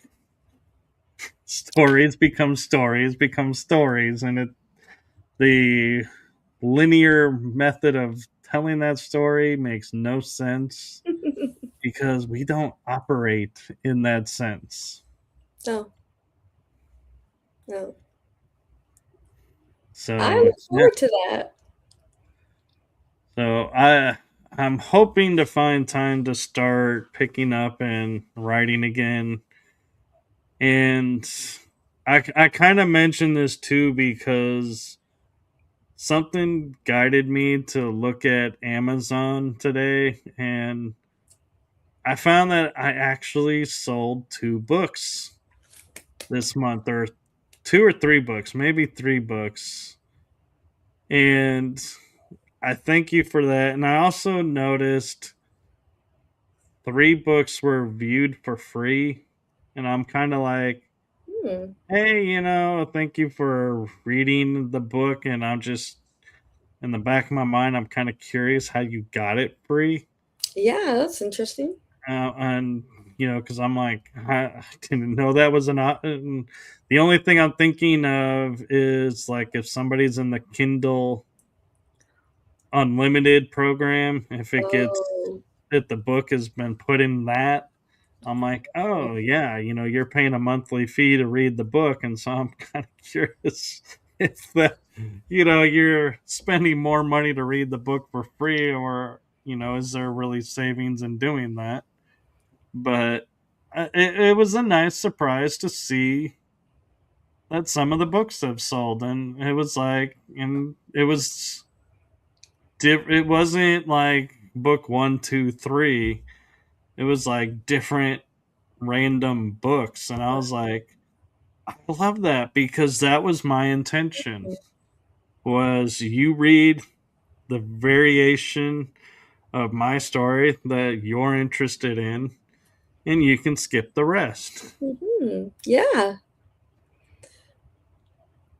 So, yep. And so the other 2 books, I'm still going to keep those stories to myself right now because those are topics that I got to figure out and work, figure out how I'm going to work them in as full books. And I might actually even break my tradition of doing hard copy, soft copy, digital version.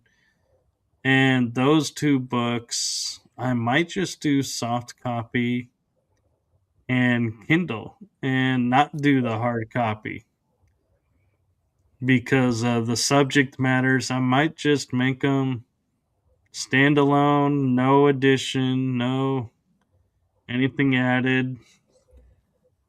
And just FYI, I don't, throw things in the book just to make page quota. No, everything that I put in the book flows to that topic. And so, as much as we're talking about, oh, I'm adding this, and it doesn't seem like it's going to tie into the theme of the book, it will.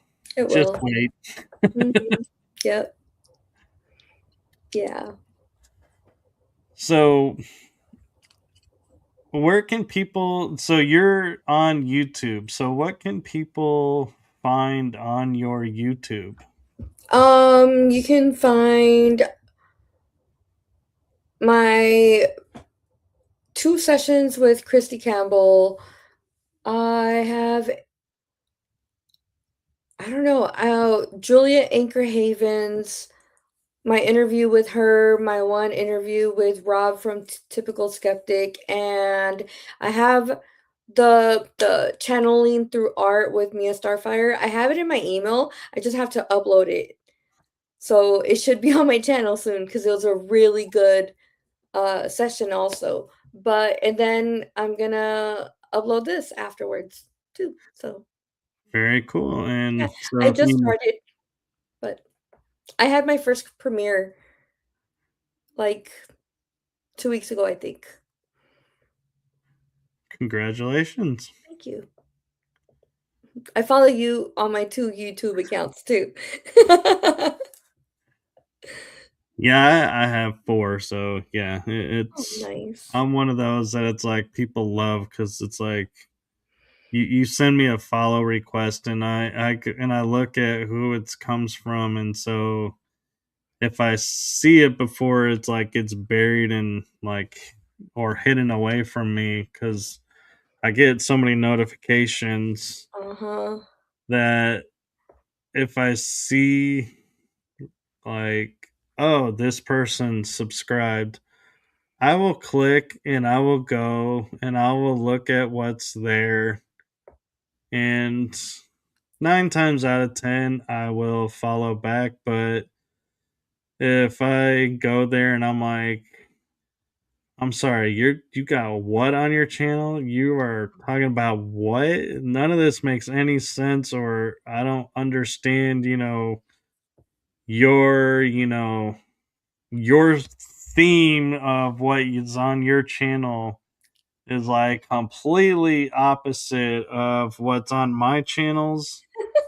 Chances are I'm probably not going to follow you back because I'm like, I just, Don't want to see it. I'm questioning, in my mind, how did you find me and why, and if you don't Just like you. comment or send any, inkling that you're interested in any of this, then yeah, I'm more likely to pass by.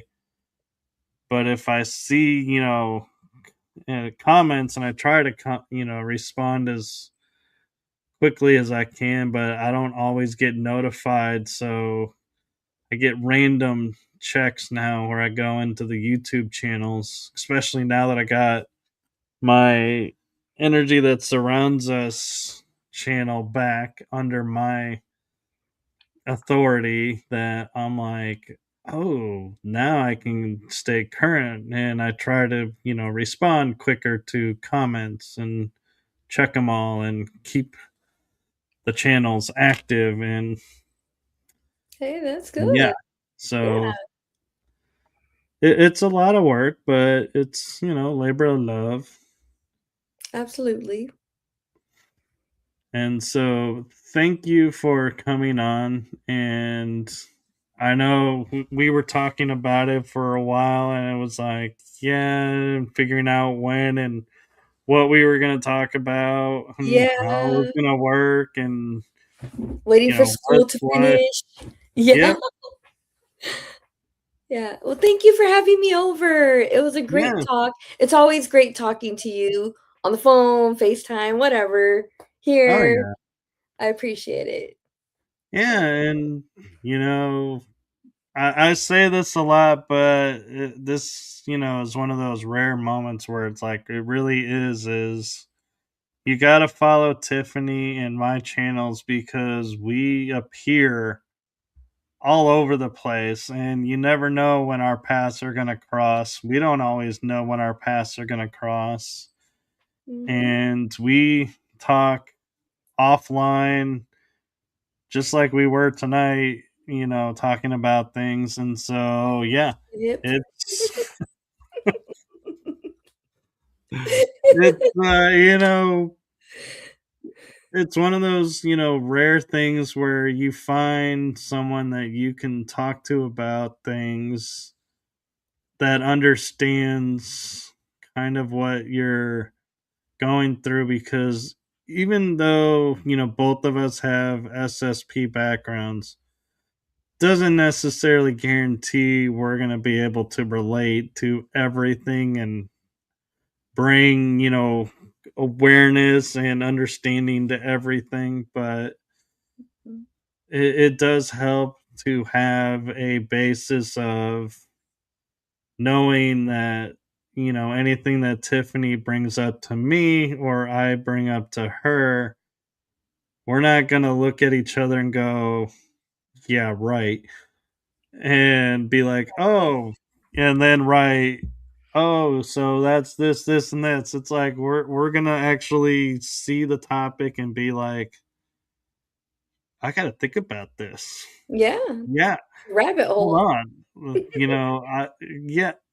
And then it's like, hey, about this and this. And it's like, yeah. And sometimes I think I've even like taken a day to respond to something you'll ask me, and you're kind of like, I know, right? And I'm like, yeah. And in my mind, I'm like, sorry it took me so long to respond, but it's like I really had to think about what you asked me, and I was like, yeah. It was like, what? Where did this even come from? And that's like where I'm also look at too is like, where's this coming from? What Yeah, is going on? What's being asked, and am I understanding this right? And the nice thing is it's coming from her too, and we'll we even have the type of friendship that, and Tiffany does this more than I do, I will admit, and I have done it though, but we will say we'll say hello or hey, apologies that it's taken me so long to respond, this is what's been going on. And it's like yep. it's like I see it and I'm like, has it been that long? When, what do you mean? And it's like I'll be looking and I'll be like, oh yeah, apparently, Oh, yeah. a And it's like full. the time, just goes by and it doesn't register. But it's Yep. like, but we still are like, hey, I'm not ignoring you. Yeah, Yeah. this is what was going on. And it's like, wow, you have Mhm. had a lot going on. Wow. Okay, cool. And so, Mhm. yeah, now that we know this, okay, yeah, this and that. And Tiffany cracked me up so much. I will tell you all this before we end this because we are at almost 2.5 hours. But when I do my promos, what you all do not realize is yes, I create these images, but these images are approved and are like viewed as perfection to my guests. And until I reach that point, I do not make it public.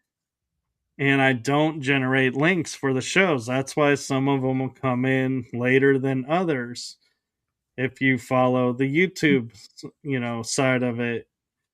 Well, Tiffany was, like going, we could talk about this, and it was like randomizing a lot of things. And I was like, okay, let me put this into ways that I can put it as, topics on the bottom of the screen. And I picked random images and I was like, and I feel very confident that some of those images, she was like, where did you find that? And I was like, yeah, I did my homework on that. But because, when you have no logos or book covers or anything, it's like you got this big void space. So let's fill it with, stuff that's related to the show. Mhm. Well, I wrote down like a couple of things topic wise, and I'm like, okay, I haven't heard from her in a day or two, so I'm guessing it's okay, but I'll wait, that's my policy. And then she goes, "Hey, this is great, except this doesn't fit. This isn't me." And I'm like, "Oh, well, you said this part." "Well, yeah, that is a part, but that wasn't because of this." And I was like, "Oh." And then Classic she's like, thinking. "Oh, well, I'm actually classified as this." And I'm like, "Okay." And so I write it up and she's like, "No, that's not what that means. It means this." And I'm like, "Oh, okay." And I'm like, "This is great. I'm getting, this down. It's going to be perfect and everything." Well, then Tiffany decides to pull a Tiffany. "Well, it's really great, but I'm not quite so sure about this, but I don't want to keep making you change it, so it's okay." And I'm like, "What's the change? Just tell me the change because I had the screen open. I'm right here." And she was like, "Okay, well, can we add this? And this is more of what this is." And I was like, "Okay, I'll rework." And finally, I got it, and she was like, "Yes, that's perfect." And I know full fact that it was not 100% perfect, but it was close enough that she was like, "Yes, he is gonna throw me off of this show if I keep going and making more and more changes because the verbiage is this or that." And I'm on my side going, "Just give me all the changes at once. Stop doing this one change here, one change there. Just give it to me all at once." And so, yeah, we were having fun with the thumbnail image, and I had to keep reminding her. I'm like, "I don't make this public until you view it as perfect." And so she was Mhm. like, "Well, in that case, if you can do this one little last change, then I can say it's perfect." I'm like, "Okay." Finally got there.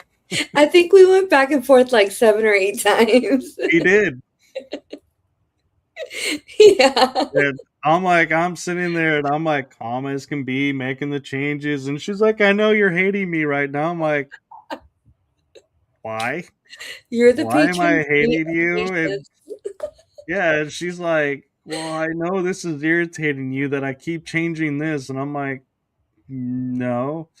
What would irritate me more in actuality is if something was wrong on there and you don't say anything and then are like, and then it goes public and it's like, oh yeah, this isn't, I don't actually qualify for this title." And it's like, "And so you let me do Why that? didn't you Why? say it? Yeah. You let me go public with it? Why?" That's why you And- proofread. but yeah, but yeah, it was so funny going back and forth and being like, "How's this?" And I think I even finally stopped saying it, and I just started just sending the images and was like, "Stop Mhm. asking questions," and being like, "Okay, is this it now?" Yeah. And I think like I probably was at the point though, in all honesty, at the eighth going, "Oh my god, I don't know what's left to change, and seriously, if you come up with something, I'm gonna be like, if it's a freaking spelling error, so Oh. help me God." I'm like, We're not going for a record 10 changes here." But I'm like, I want the information to be right. And so it's like, I'll do the changes, but I also have others going on. And so it reaches a point to where if Mhm. I got to leave yours to prep another one, it's Yeah. like, oh, I can't.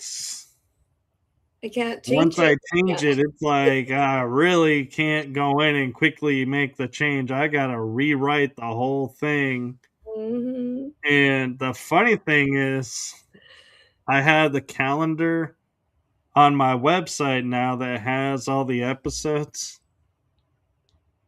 I forgot to copy the topics from the thumbnail to put on the calendar so it would match.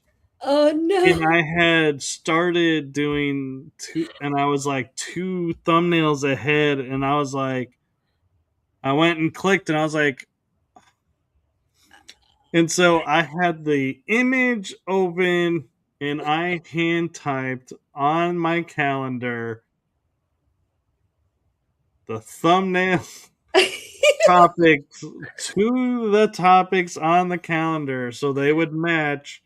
And if Oh, I capitalized in one spot and lowercased it in another, I was like, nope, we're capitalizing this, lowercasing this. yep. And I was like, and this is why I copy and paste them before I start the next one. This is Mhm. my fault. This isn't anything on Tiffany, but yeah, it's one of those fun You're like, little thanks, Tiffany. work things that goes on that it's like, oh, there's just so many places to type things. And you actually are now officially on IMBD. What? Not listed out by name, but your picture is on there because I post all the episodes to a show page on there. Oh, that's really cool. So your thumbnail is now immortalized in the movie database. Oh, wow. Well, those 7 or 8 changes were worth it, weren't they? Yeah, the topics, as long as it fits within the criteria they're sizing, is listed Mhm. as the show synopsis that's new for this season. So yeah, if you're ever on IMBD, go and check it out, and feel free to give stars. Will do. Really cool to have people rating it besides me because I gave my shows 10 stars. I'm not gonna lie. I'm not Yeah. gonna downplay myself. No, of course not. I'm gonna send all my friends there. Go Aw, rate it. in a bright way. Don't be like dissing on it. Rate Right. rate it, rate it the right way. Let me find out. 8 stars or higher. Not just kidding. None of this 5-star crap. No. Right. I'm gonna tell my daughters I'll buy you Starbucks for each 10 star. Hey, as long as it's you and not me, because I have over 300 episodes, so Oh my. yeah, I would not be wanting Yeah. that Starbucks bill. I'm like, that's on you. If you Yeah. want to go there, you go right on ahead because Uh, this is my season girls are so 4. cool, they'll just do it for free. Yeah, I mean, in all honesty, Tiff, you are season 4, episode 49. Nice. So that's just this season, and so there's 4 of them. And I Yeah. will say, in all fairness, first season was only 11 episodes, so you do have that in your favor Okay. of Okay. this show. Yeah. But there is another show, so Yeah. let's see. Let me see if I can see if it'll tell me how many actual episodes there are to the show. Let's see. Oh, wrong screen. Let me see real quick. What? What is going on? Ah, here we are. This Riding Through the Unknown. Currently, you are the 177th episode. Yay. All right. So, yeah, it's been 4 years. Started August 10th, 2023. Wow, that's so cool. Yeah. It's 3 days before my birthday. Well, I couldn't wait around for you forever. Couldn't. I don't blame you. Dude, you know that's Uh, crazy. You graduated high school in 96. yeah. I graduated 6th grade in 96. Oh, I was about to say, please Yeah. tell me you weren't born in '96. I Oh was my like, god, no. oh, like, That'd be yeah, crazy. Yeah. but yeah, That's that. they had So we the both baggy pants, graduated. right? Yeah. Yeah. Super baggy pants. Not as baggy as the '80s. I was around in the '80s, so Did did you ever wear Jankos? I have no idea what that is. Baggy pants? They were like super baggy. Like baggy. I had a So, couple of pairs, and now they're expensive because now they're hard to find, and so for it's those of coming back. you that are watching this and thinking, yeah, you didn't have baggy pants. We in the '80s had the MC Hammer parachute Yes. baggy pants. Parachute pants. Yep. I would like shuffle sideways. Oh, oh, oh, oh. Yep. Me and my brother had matching ones. He would do it in blue and gold, I think, were the two Yeah. popular colors for his. But Music yeah, video. Yep. New Kids on the Block. Depeche Mode. oh yeah, Yep. oh, the Oh, right oh, stuff. oh. Yeah, I love it. I I had in the '80s a New Kids on the Block birthday party where my parents got on pay-per-view one of the concerts of New Kids on the Block. Oh my god, you were the coolest. I had a New Kids on the Block pillowcase, and every night I'd be like, "Good night, cuties." Yeah, I didn't do that. Yeah. Uh, I'm like, yeah, no. Yeah, my cousin had the New Kids on the Block sandals. They were like girly sandals, but it had their picture in the middle. And I was like, "Those are cool." Yeah. Yeah, I don't know that I want people's faces on my feet. Right. Like, yeah, no, that's all right. I'll pass on that one. Yeah. I had the glittery jelly sandals. Remember those? Those Yep, are back. I know. Mhm. Although I gotta say, I kind of still digging the Crocs. I haven't fully gotten out of the Croc phase yet. I used to think Crocs were ridiculous. Oh, um, until I moved to the East Coast and then everybody was wearing them. And I was like, all right, let me get a pair. And then I couldn't stop wearing them. They're so comfortable. I even got the ones with the fuzz, like to make them like the wool inside to keep them warm during the winter. But now I moved on to my Birkenstocks for when I leave the house. But in the house, it's Crocs. Yeah, I like the comfort of that, and I was collecting the Star Wars For Crocs when they were you. coming out. And Yeah. yes, I do have a pair of the chewy, furry ones, and I love that. they are a little weird though to wear because some of the hair, like I think, kind of like sticks to the sweaty foot, and so it Oh doesn't quite no. work in When the. you lift your foot, it goes grrr.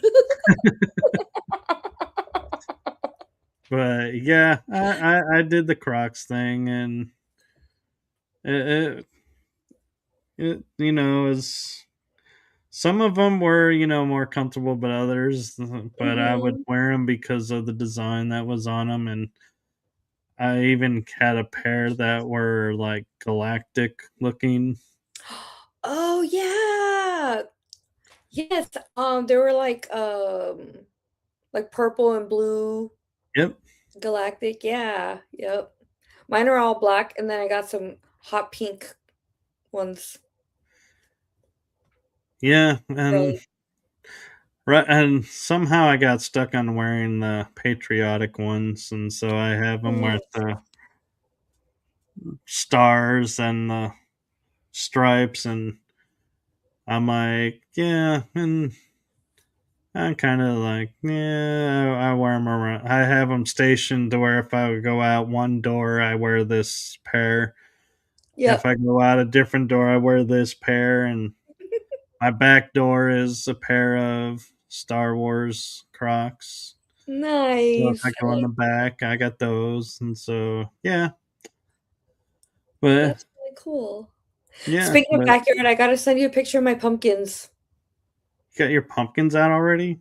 Yeah, they have not they have not produced, but the vines have become insane since I bought this fertilizer from Home Depot.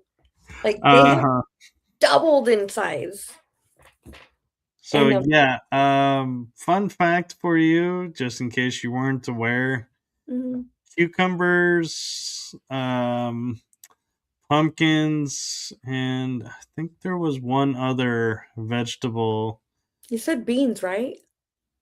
Or I don't know about beans, but I know cucumbers and pumpkins, if you put them in a pot, they will overflow and they will take over the entire backyard. yep, I remember you said that because of your cucumbers. So we have a Yeah. raised bed. So if they make it, No, they make it. I it, don't know. they will find themselves hanging over the edge. It's gonna drape down. They're Yep. not hanging out in a raised bed for long. Yeah, they're getting there for sure. Yeah, I'll keep you posted. Yeah, Yeah. and it's getting. You gotta watch because they'll start growing like little pods that probably will turn into the pumpkins Yeah. in weird places, and it's like, ooh, I wonder, if like one is in midair, if it starts growing, if it gets to full weight, will it rip? The vine? No, not rip the vine, rip the raised bed container. Oh, maybe because I did plant jumbo seeds too. Oh my god, that's hilarious. I'll keep you posted.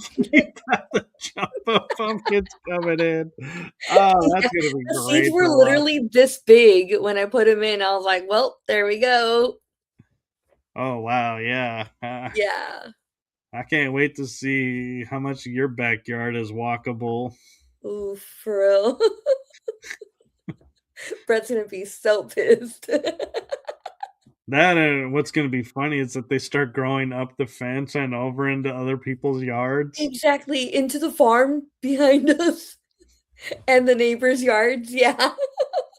Be like, We're getting infested by these jumbo pumpkins. Where are they coming from?" Oh, Tiff's gonna From be there. I Ohio, have no idea. couldn't tell you.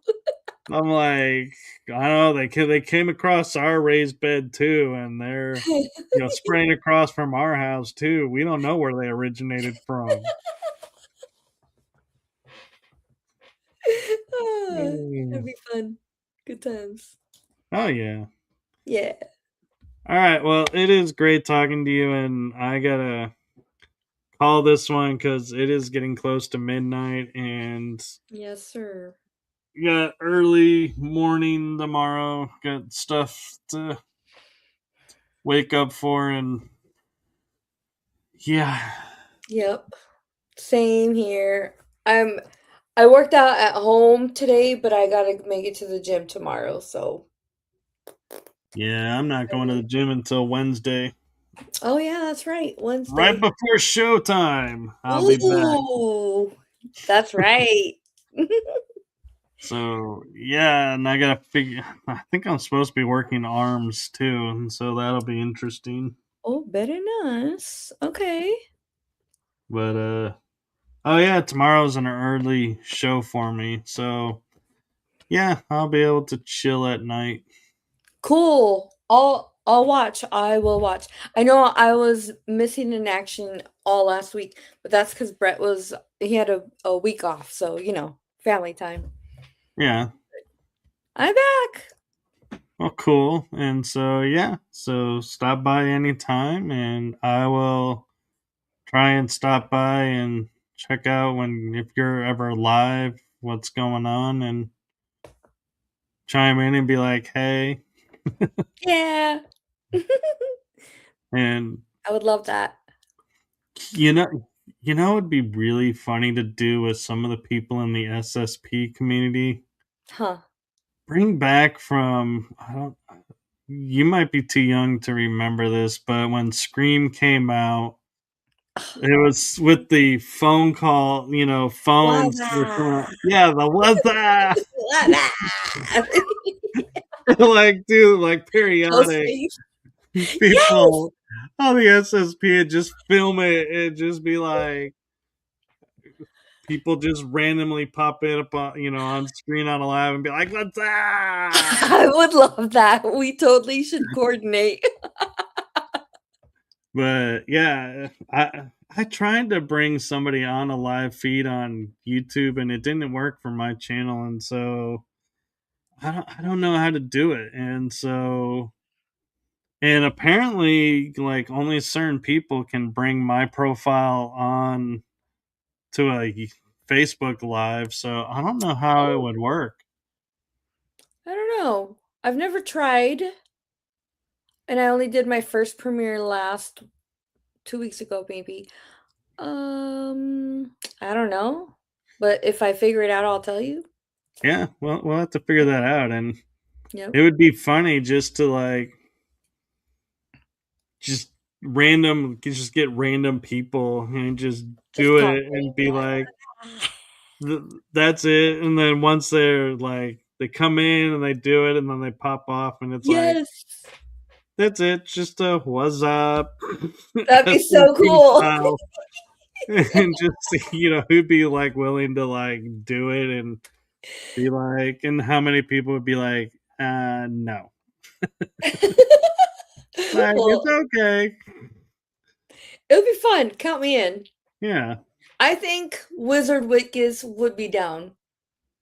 Oh yeah, I think he would. Julia. We probably would have to explain it to her. She'd be like, You're wanting what? What are we doing? you want me to say that? But I think Or, she would. What if she yeah. hosts?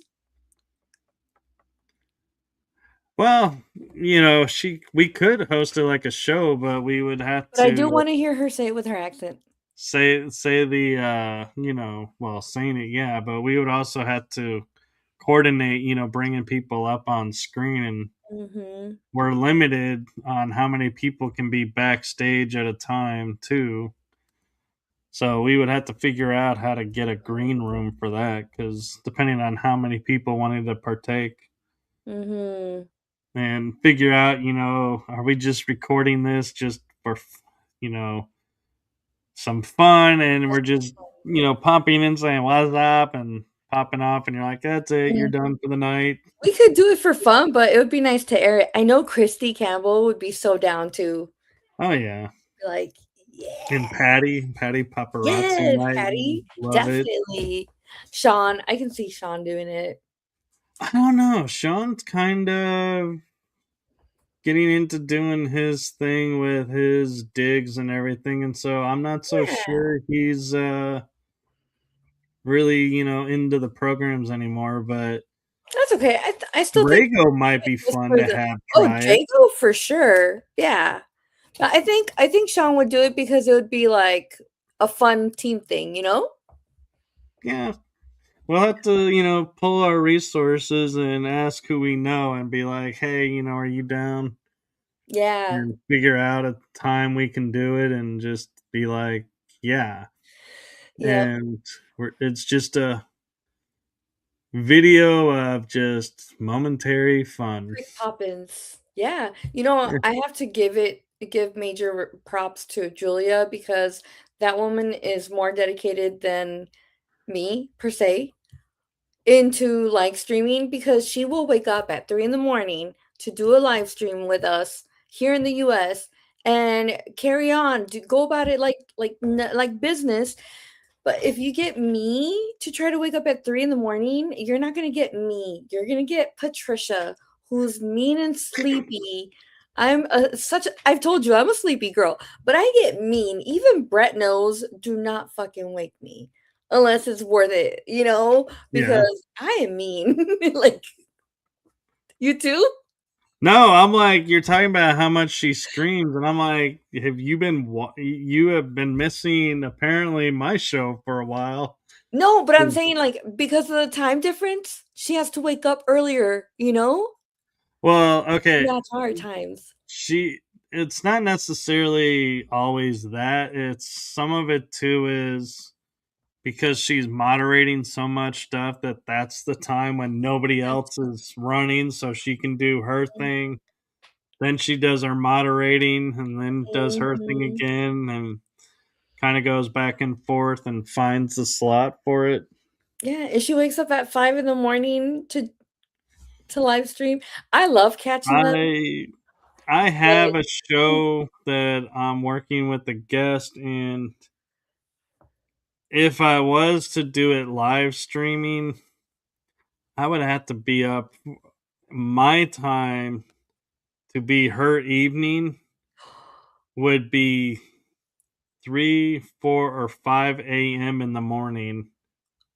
the one in Greenwich? No, this one, she is, I think, in Australia Oof. or Tasmania or New Zealand. I think she's Oh in that my gosh. region.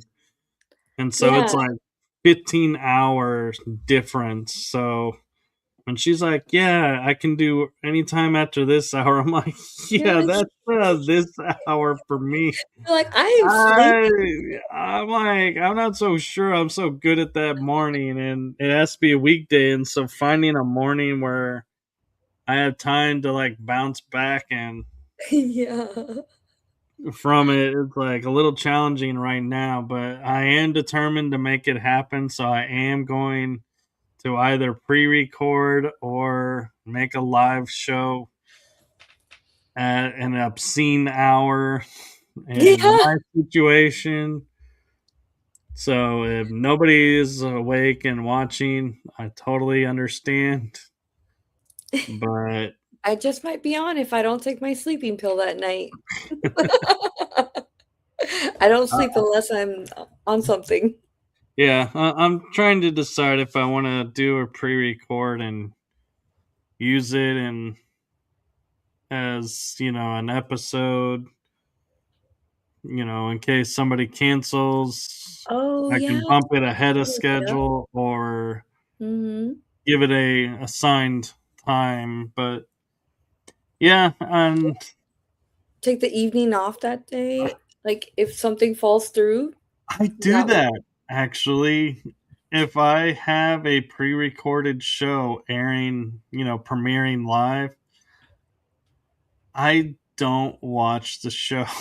I will be honest. Even if it's me, being premiered, I don't always like to hop on and watch because I start to get nitpicky on myself. And so I'm like, yeah, I'll start to look at myself and go, "Oh my god, what was I thinking wearing that outfit?" Or "Why did I say that comment?" Or "Where did that come from?" And Aw, so it's don't beat like, yourself up. You're a good host. oh, I'm talking about is Good. more of that as being like the guest. It's like Oh, I'm okay. like, yeah, I blubbered that one out and don't know why I went on that rambling tangent. Shouldn't have done that. It's okay, But it'd be yeah, like sometimes. hosting, yeah, that's a different ballgame. I'm like, am I going to be awake enough to ask the questions and Uh-huh. bring the information in and be my jovial self, or am I going to be like, huh? What? Like, what are we talking about again? What was yeah. What's the subject? Like, yeah, I'm hopeful that it'll work, and if it's meant to be, it'll work, and if not, it's just a matter because of the time zone. It just Mhm.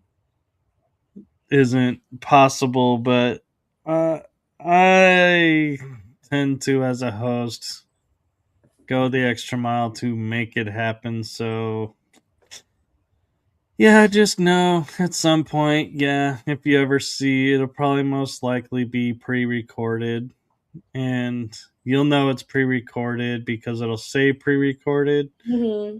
But also the fact of I'm not there. Yeah. Probably sleeping from getting up so early to do it, Uh-huh.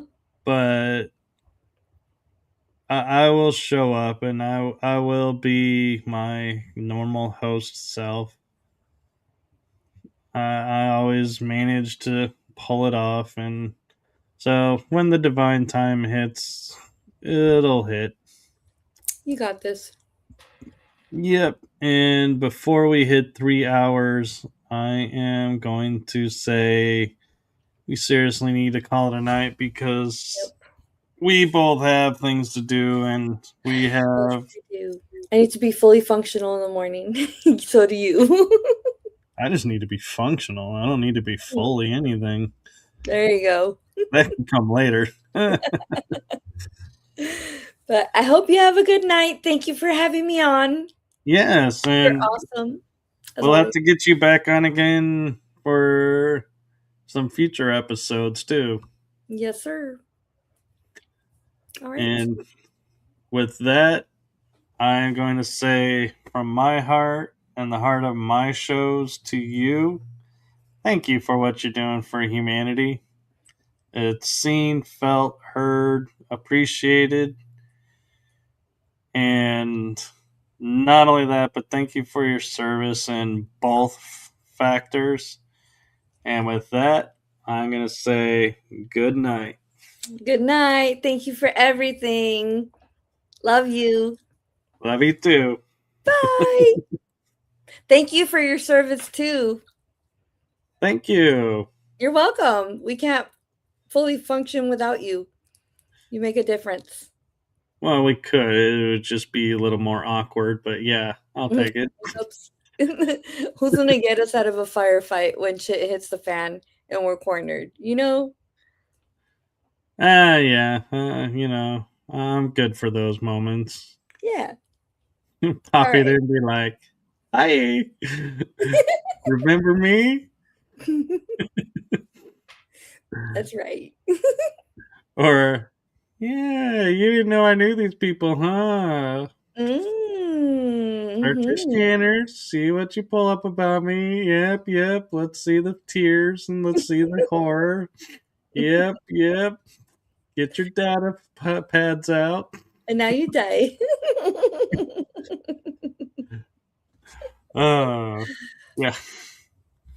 All right. All We got right. 1 minute and 30 seconds. Oh, I haven't even played the outro yet. Oh, all right. Good night. So, good night, everyone. Good And night, everyone. Thanks for watching. yep, and we will see you for the episodes tomorrow at 4 o'clock Central Time and 2 on Wednesday, 1 on Thursday. So, stay tuned and just keep following along so you don't miss a thing. Good night, everyone.